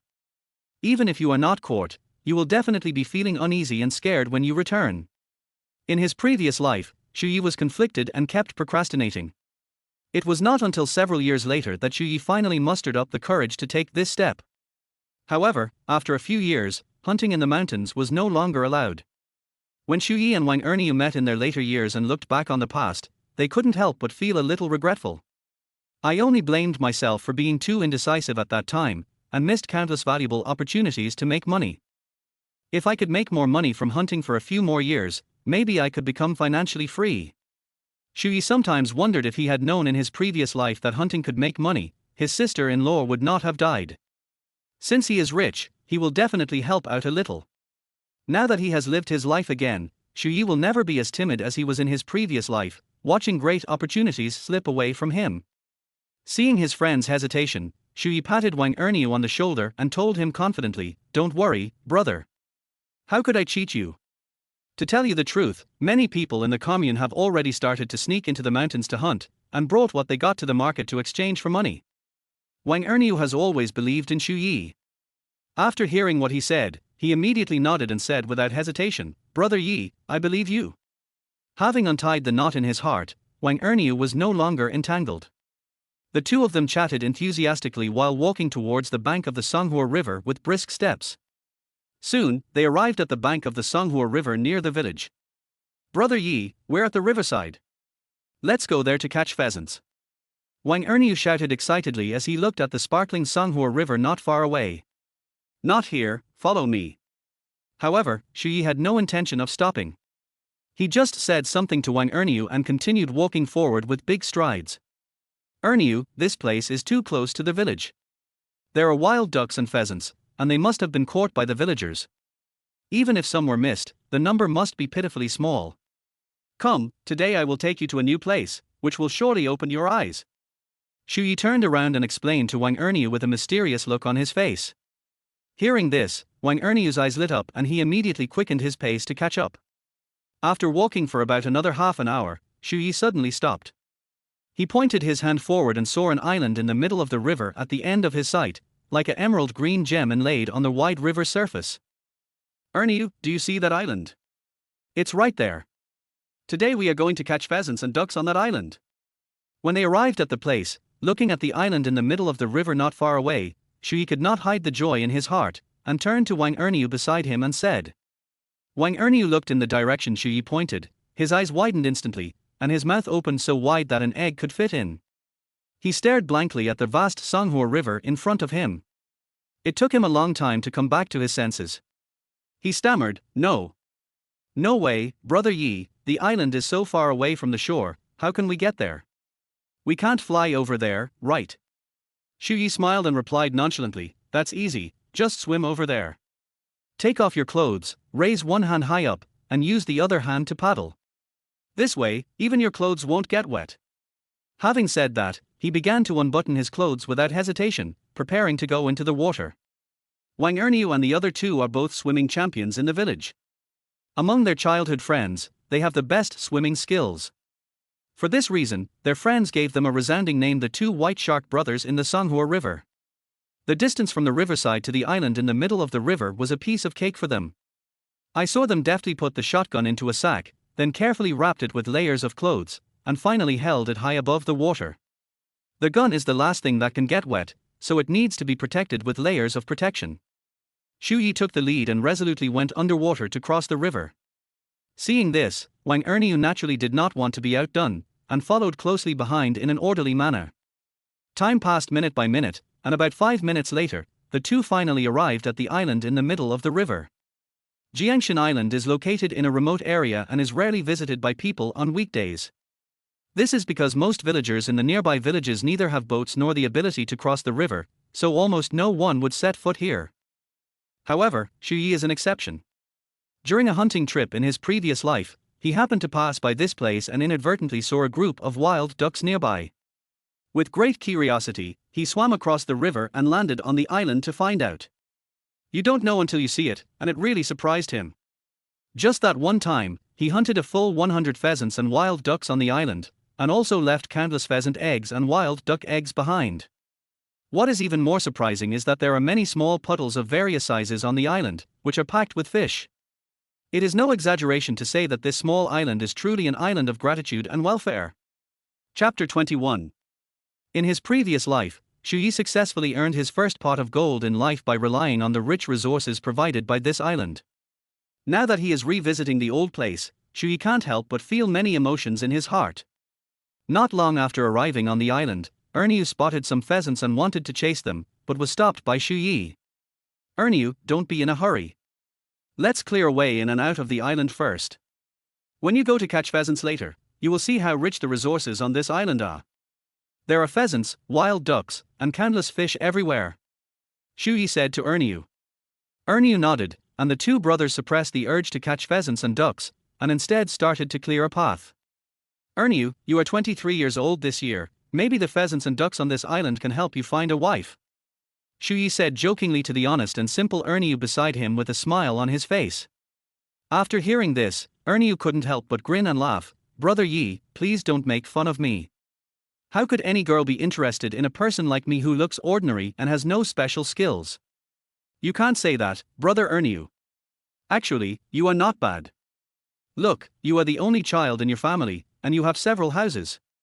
You are also reliable and kind-hearted. If you were in our village, many girls would be attracted to you. While Shuyi was chatting leisurely with Ernie, he skillfully wielded the extremely sharp hatchet in his hand, chopping left and right, and forcibly cleared a path for the two of them to walk side by side. Now that we have the road, it's time to hunt. Not long after, the sharp-eyed Ernie suddenly discovered that in the grass not far ahead, there was a colorful pheasant that noticed someone had intruded and was flapping its wings, trying to fly into the sky. He was delighted and quickly raised the rifle in his hand and pulled the trigger. Unfortunately, his shooting skills were not very good and his shot missed. With the sudden gunshot, the other pheasants and ducks that had been quietly lurking in the surrounding grass seemed to be extremely frightened. They flapped their wings, chirped and quacked, and fled in panic into the distance. Seeing this group of pheasants and wild ducks taking off, Ernie was stunned. There were too many of them. Oh, Ernie, you were given such a good chance, but you didn't hit it. I'm so disappointed. Just watch me. Shuyi looked at the pheasants and ducks fleeing in all directions, feeling a little regretful. He skillfully raised the shotgun in his hand, aimed at the target, and pulled the trigger again without hesitation. Shuyi was using a hunting rifle, a shotgun, which was most effective when there were many prey. In addition, he was so close to the prey at the moment that there was no need to aim deliberately. In an instant, two unlucky pheasants let out miserable cries and fell straight from the sky. Ernie, who was standing by, watched the scene and rubbed his eyes quickly. Kill two birds with one stone. Is this okay? He couldn't believe what he was seeing. But it was actually happening right before his eyes. Brother Yi, let's exchange guns. Ernie quickly realized that for hunting small prey like pheasants, a hunting rifle seemed to be much better than the Type 56 rifle in his hand. So he wanted to exchange guns with Shuyi. Okay. Shuyi said without thinking. Because he had no intention of using the gun at all. In his previous life, he caught pheasants and ducks on this island without using a gun. So without saying a word, he handed over the hunting rifle in his hand and took the Type 56 rifle from Ernie. Brother Yi, I was just kidding. Do you really want to trade with me? Now it was Ernie's turn to feel embarrassed. He also knew that shotguns worked better on the island. Take it. Actually, I can catch pheasants and ducks without a gun. Shuyi said with a smile. Is this true? Ernie was a little unconvinced. Shuyi smiled slightly. You will know in a moment. Har har, today Ernie, I'm going to show off my skills on this island in the middle of the river. After changing the gun, Ernie waved the newly acquired hunting rifle happily, muttering to himself. The area of this island in the middle of the river is quite large, probably as big as 3 or 4 standard football fields combined. With such a large area, Shuyi did not plan to go with Ernie, but planned to split his forces into 2 groups. Let's use this big tree as the dividing point and split our forces into 2 groups. You go this way and I go that way, and we'll each go around a circle and then meet back here. Shuyi explained the action plan to Ernie in an orderly manner. Although Ernie was a little confused after hearing this, he nodded, picked up his sack, and ran towards the east with big strides. Looking at his impatient look, it seemed that he could no longer suppress his inner excitement and wanted to go hunting. The reason why Shuyi decided to act separately from Ernie was naturally because he had his own plans. Chapter 22. After all, he has the space, and he wants to gain more by going to the island this time. It would be inconvenient for him if Ernie followed him. Thinking of this, Shuyi couldn't help but quicken his pace and began to search for prey with great anticipation. With the help of his memories from his previous life, Shuyi knew clearly where the wild duck and pheasant nests were hidden on this island in the middle of the river. With this valuable experience, finding prey was a piece of cake for him. More importantly, in his previous life, he had too much prey and no boat to take it away, so he often had no choice but to abandon pheasant eggs, wild duck eggs, small fish and the like. But now it's different. With space in hand, these worthless prey that he was originally going to abandon have instantly become popular. Anyway, the space can accommodate them all, so Shuyi can do a great job. Moreover, if these small prey are collected and raised well in the space, they will earn him huge profits in time. At this time, Shuyi's most desired and valuable prey was not the pheasants and wild ducks, but the fish on the island in the middle of the river. In the quadrangle space, there are several ancient wells scattered in the center of each courtyard. Just yesterday, out of curiosity, Shuyi couldn't help but approach the wellhead and look inside. You won't know until you see it, and you'll be shocked when you see it. It turns out that these seemingly ordinary wells actually have a different world inside. It looks like a well from the outside, but in fact its area is larger than you can imagine and its depth seems to have no end. Such an environment is simply a natural fish pond. A well covers an area of at least hundreds of acres. So, this time Shuyi planned to catch more fish and put them in. Not long after, the sharp-eyed Shuyi discovered a small, long and narrow puddle on the island. When he got closer and took a closer look, he saw that the pit was densely packed with palm-sized fish. A rough estimate showed that there were at least hundreds or even thousands of them. Seeing this, Shuyi squatted down and subconsciously reached out to grab some fish. The fish showed no intention of dodging and fell into his palm obediently. He is not shy at all. The next second, all the fish touched by Shuyi's fingertips instantly disappeared from the spot. That's right, these fish were naturally received by Shuyi into the space. Immediately afterwards, Shuyi acted without hesitation and threw all the fish in the puddle, regardless of size, into one of the ancient wells in the space. As thousands of fish fell into the ancient well like raindrops, countless splashes of water suddenly appeared on the surface of the water. However, what surprised Shuyi was that despite so many fish pouring in, from the appearance, their proportion seemed insignificant for the huge ancient well. From this we can see how vast the space inside this ancient well is. This unexpected discovery undoubtedly made Shuyi very happy. With so many fish, if they were raised, they would be a constant source of wealth. Now that we can no longer hunt, we can make a fortune by selling fish and no longer have to worry about money. After cleaning up the small puddle in front of him, Shuyi, who was still not satisfied, continued his mopping up operation on the island in the middle of the river. Hard work pays off, and soon he had a new discovery. Deep in the grass, there was a wild duck's nest hidden. Upon closer look, oh no, to be precise, it should be a cozy nest built by a group of wild ducks. Dozens of wild duck eggs with a faint fishy smell were neatly arranged in the nest. Not far away, there were a few wild ducks with high vigilance. They seemed to be sentinels staying behind to resist foreign invasion. They were staring with their eyes as big as green beans, quacking and watching the movements around them. One of the fat wild ducks was leisurely foraging by the lake, very close to Shuyi. Suddenly, Shuyi appeared in front of it like a ghost. The wild duck hadn't reacted yet, and when it came to its senses, it flapped its wings and quacked, obviously very frightened. Shuyi subconsciously reached out and grabbed its neck. After being strangled, the creaking sound stopped abruptly. Chapter 23. Harvest Wild Duck +1. Shuyi smiled. Catching a wild duck with his bare hands also required luck and coincidence for him. If the wild duck didn't cooperate, it wouldn't be so easy for him to catch it. Of course, this is just the beginning. Shuyi just told Ernie that he didn't plan to use a shotgun, and that wasn't a lie.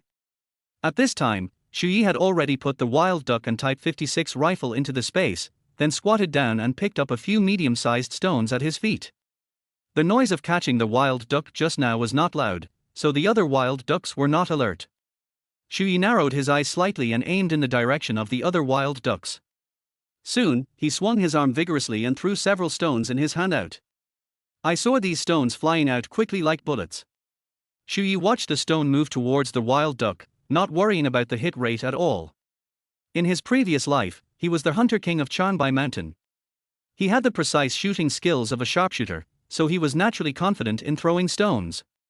It was easy for him to hit a wild duck within 20 meters. However, Shuyi was still a little surprised, because he felt that the stone he threw was incredibly powerful, even more powerful than in his previous life. Could it be because of the space? Don't mention it, there is still such a possibility. In Shuyi's previous life, he read novels in which the protagonists saw great improvements in their physical fitness after they had space. It happened so quickly that with a whoosh sound, a few stones flew like arrows straight towards the wild duck's nest. Before the wild ducks could react, they were hit accurately by the stones. After the wild duck suffered a heavy blow, its body tilted, and it staggered and fell to the ground, motionless. Done. Shuyi walked over and picked up the wild ducks. He found that one of them was unlucky and had been hit on the head and died. The rest were not in danger of life. After they recovered, they quacked and still struggled to escape. However, they were overthinking. Once they fell into Xu Yi's hands, they had no chance of escape. In the end, these living wild ducks, like the first one, were sent into space by Xu Yi. The dead wild duck was thrown into a sack by Xu Yi. After Xu Yi dealt with the wild duck, he carefully collected the dozens of wild duck eggs in the wild duck's nest into the space. After finishing all this, he stood up and continued walking forward.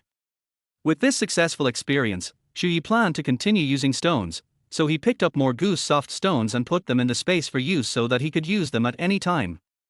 On the other side, Wang Erniu also encountered a wild duck and fired 2 shots. The noise was quite loud, and Xu Yi heard it. A few wild ducks panicked and tried to fly away, but Xu Yi's quick-witted flying stones knocked them down on the spot. The reason why Xu Yi chose to use stones instead of guns was very simple: the sound of a gun was too loud. If he fired a gun like Erniu, it would inevitably alarm the pheasants and ducks around, and then he might not be able to catch even a duck feather. In comparison, although attacking with stones is slightly less efficient, the noise produced is minimal, which can minimize alerting the enemy. This was not Xu Yi's first time hunting on Jiangin Island. After countless practices and explorations in his previous life, he had already accumulated rich experience. He is very familiar with how to obtain the most prey at the lowest cost. This time he came to the island in the middle of the river. In fact, he didn't just intend to hunt pheasants and wild ducks and sell them for money. What he hopes more is to capture some pheasants and wild ducks alive and put them in his own space for breeding. Hunting can only bring short-term economic benefits, while large-scale breeding within a certain space is the long-term solution. As long as you can form a scale, it will be a steady source of income in the future, and it is very profitable. This is the correct way to open the space. Thinking of this, Xu Yi couldn't help but smile with satisfaction. However, due to limited space and various conditions, there are not many types of animals suitable for large-scale breeding. If you think about it carefully, apart from pheasants and wild ducks, rabbits and fish are probably the most suitable. Fortunately, these animals are relatively common, and they are very popular in the market now and in the future, so sales are not a problem at all. Walking on the island, you can find something after just a few steps, either pheasants or wild ducks, pheasant eggs or wild duck eggs, as well as puddles of various sizes. Chapter 24. Xu Yi couldn't help but feel deeply moved. The ecological environment these days is so great. This kind of grand occasion is basically not seen in later generations. In his previous life, Xu Yi discovered this island in the middle of the river several years later. Since then, he has come to this island in the middle of the river almost every month. This went on for several years, but even so, the number of pheasants and wild ducks on the island was still astonishingly large, and there was no need to worry about them becoming extinct due to overfishing. However, such good times did not last forever. 10 years later, with the promulgation and implementation of the Animal Protection Law, pheasants and wild ducks have suddenly become protected animals. Since then, Xu Yi has never set foot here again.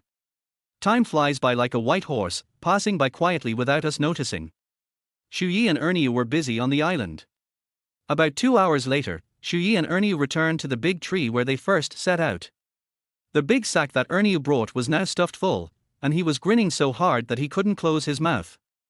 However, his body was also dirty, and it was obvious that something had happened. The sack in Xu Yi's hand was already full. But in fact, Xu Yi's real achievements far exceeded what appeared on the surface. You know, what Xu Yi had in his hands were just pheasants and wild ducks that were accidentally killed by stones, and most of them were living pheasants and wild ducks. All these living pheasants and ducks were collected by Xu Yi into the space. He just made a rough estimate and the total number of the two was already over 100. As for pheasant eggs and wild duck eggs, their number is even more innumerable, probably numbering in the thousands. And that's not all, don't forget the fish Xu Yi caught in the puddle on the island. These are the big ones, because there are thousands of them in one pit. There are many kinds of fish in the Songhua River, including many rare species, which can be generally divided into 3 flowers, 5 luos, 1 island, and 18 suns. Among them, the 3 flowers are Ao flower, bream flower, and Crucian carp flower. Awa is actually the Sinaperca, which is commonly known as the Songhua River mandarin fish. It has delicious meat and is Xu Yi's favorite fish, no doubt about it. Bream flower refers to Chan Chun bream. As for the 5 luos, they include Jaluo, Pharaoh, Ya luo, hu luo and tong luo. The first two types of tilapia are larger in size, while the last three types are relatively smaller. In addition, there is a fish called island, that is the island fish. It also has aliases such as pouting island and white fish. Its scientific name is Erythrocephalus illicifolius. Shbaz does not refer to 18 kinds of fish, but is a general term for other kinds of fish in the river. Among the many fish that Xu Yi had just caught, there was also a top-quality fish, which is called chilifuzi in the Qianbai mountain area. In fact, they are sturgeons and beluga. They are precious fish of national treasure level in later generations. Sturgeon is also the largest freshwater fish in our country. In Xu Yi's previous life, he had eaten sturgeon once, and the taste was amazing. The most unique thing about this fish is that the bone spurs on its body will turn into brittle bones when it migrates to lay eggs. This is also the time when the sturgeon is most delicious, and even the fish head can be chewed and swallowed whole. Most of the fish caught by Xu Yi were very small, weighing only 3 to 5 kilograms at most. He threw them all into the ancient well in the space to raise them. Brother Yi, how did you know about this Jiangin island? It's so amazing here. You don't know that on the way there just now, there were so many pheasants and wild ducks that I couldn't count them all. I couldn't catch them all. One shot startled dozens of them. And even if these wild ducks escaped, they couldn't escape far. There really were too many to catch. You may not know that the reason why I only caught this sack full of pheasants is entirely because the capacity of this sack is limited and it can't hold any more. If the sack wasn't too small, I could have caught a lot more. Speaking of this, Erniu still felt a little regretful. At this time, Erniu was still immersed in extreme excitement and unable to extricate himself. Xu Yi also expressed his understanding of Erniu's excitement. After all, for any hunter, who wouldn't be happy and lost when arriving at such a great hunting place? In his previous life, Xu Yi was just like Erniu. He was so excited that he almost couldn't sleep for 3 days and 3 nights. Everyone wants to settle down here. However, today, he has lost that sense of freshness and excitement, and appears to be very calm and composed. In fact, the reason is very simple. After experiencing too many big scenes, he has long developed a strong immunity to such scenes. You know, in his previous life, when Xu Yi was at the peak of his hunting skills, he dared to take a few hunting dogs and go deep into the mountains alone to chase the Siberian tiger. Of course, he had no interest in catching these mere pheasants and wild ducks. Although he did not really catch the Siberian tiger that time, there were still ferocious beasts like the black bear in Xu Yi's record. Chapter 25. Brother, will we come again tomorrow? Erniu asked Xu Yi beside him excitedly, with anticipation gleaming in his eyes. Xu Yi looked at the excited Erniu, shook his head gently, and replied with a smile, "Not coming tomorrow, Erniu, you are from a hunter family, how come you don't even understand this? Even if there are more prey here and the ecological environment is good, we can't come here every day." He paused, then explained, "If we come here several times in a row, won't we kill all the pheasants and ducks on Jiangin Island? We can't do that. We have to leave some room for them to survive, otherwise we won't be able to catch them in the future. To use the words left by our ancestors, this is called, leave a way out for them so that we can meet again in the future." After hearing what Xu Yi said, Erniu nodded in sudden enlightenment, and his originally fiery heart gradually calmed down. He responded sincerely, "Brother Yi, you are still thoughtful, you are right. Well, from now on, we can just come here once a month." Xu Yi patted Erniu's shoulder. "Also, remember one thing. If you want to come here more often in the future, then after we return to the village, remember to keep this a secret. Do you understand?" Xu Yi reminded Erniu beside him earnestly. Upon hearing this, Erniu hurriedly raised his hand and swore solemnly, "Brother Yi, don't worry. I promise you that I will never tell this to anyone, not even my father. I will never tell him a word. He is not stupid." Facing this place which can be regarded as a treasure land of feng shui, Erniu fully understands what Xu Yi said just now. After all, he himself was the same. Deep down, he didn't want it to become known to everyone. Naturally, the fewer people who know about this island in the middle of the river, the better. Seeing Erniu like this, Xu Yi couldn't help but smile slightly and said softly, "Okay, I believe you." Xu Yi and Wang Erniu had a friendship of several decades in their previous life, and they knew each other very well. Xu Yi naturally knew that Erniu was a tight-lipped person and would not reveal this.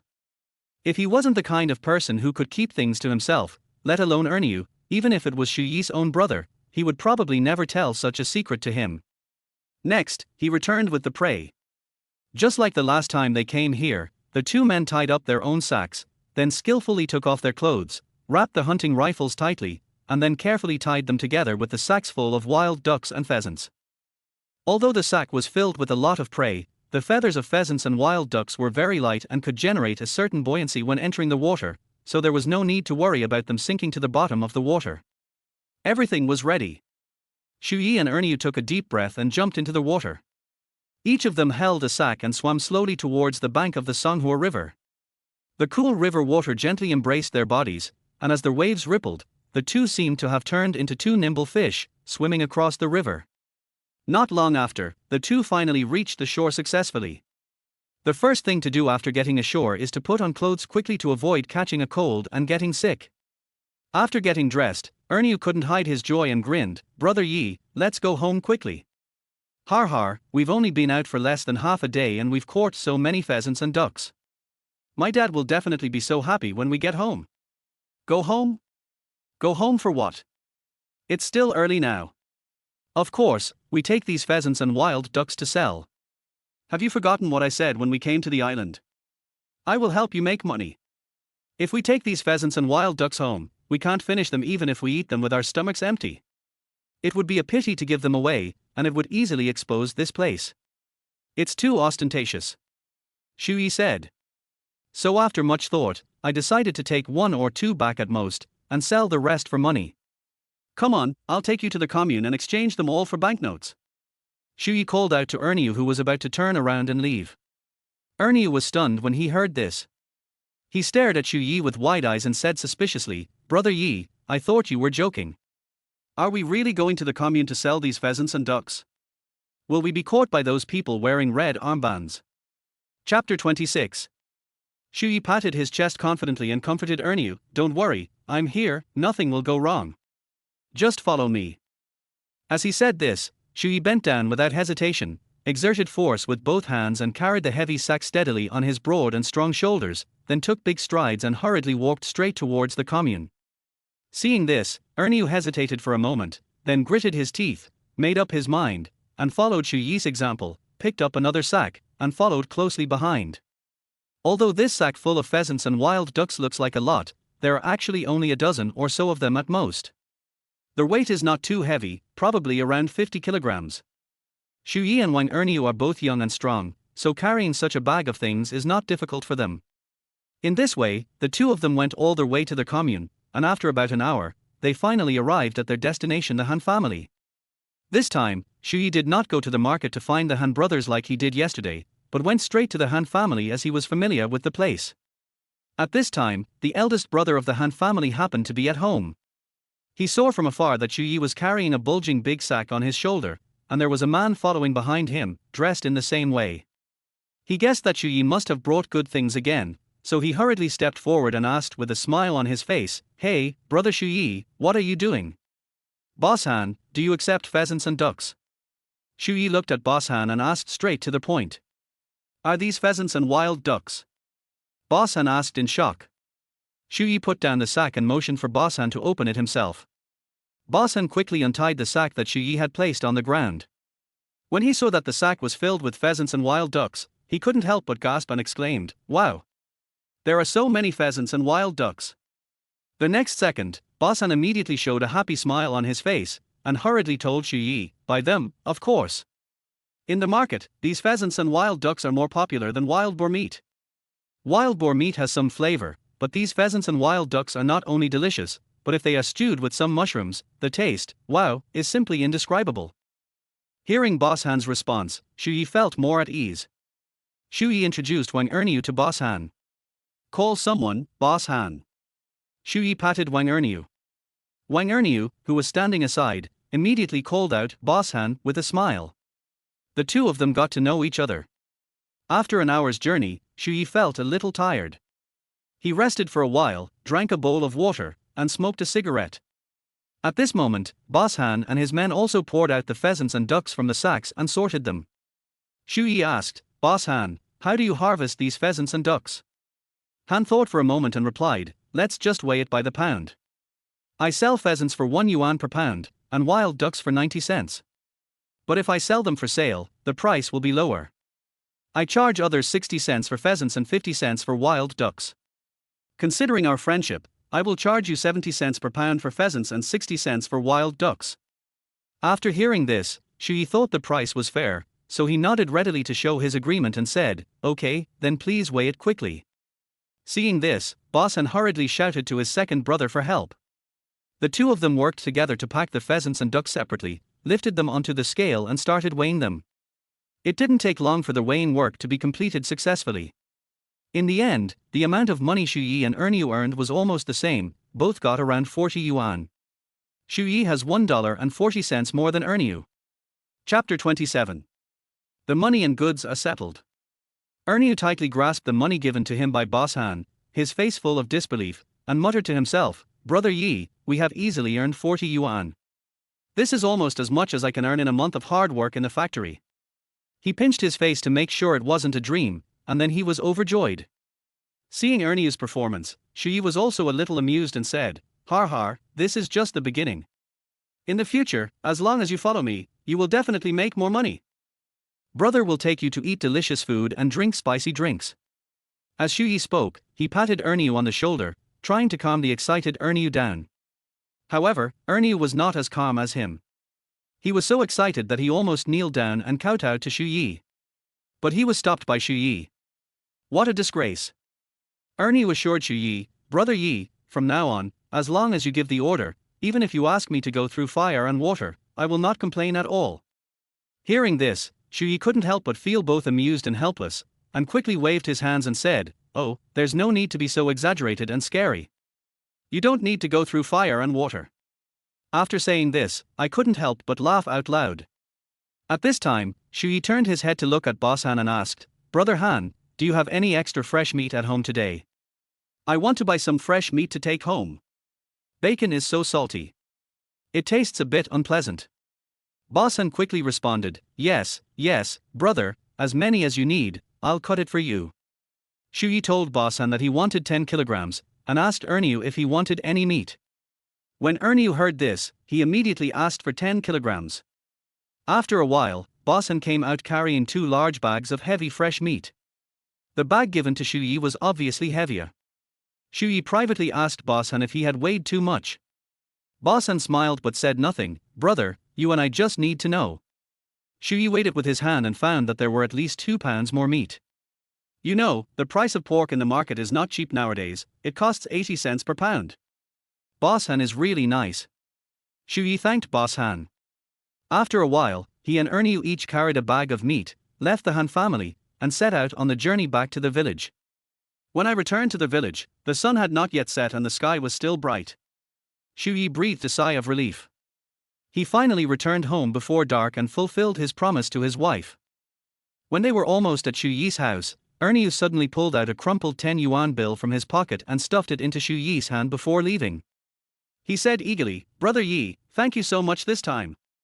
If it weren't for you, how could I have made so much money today? Please take this little money, it's a little token of my appreciation, please don't refuse it."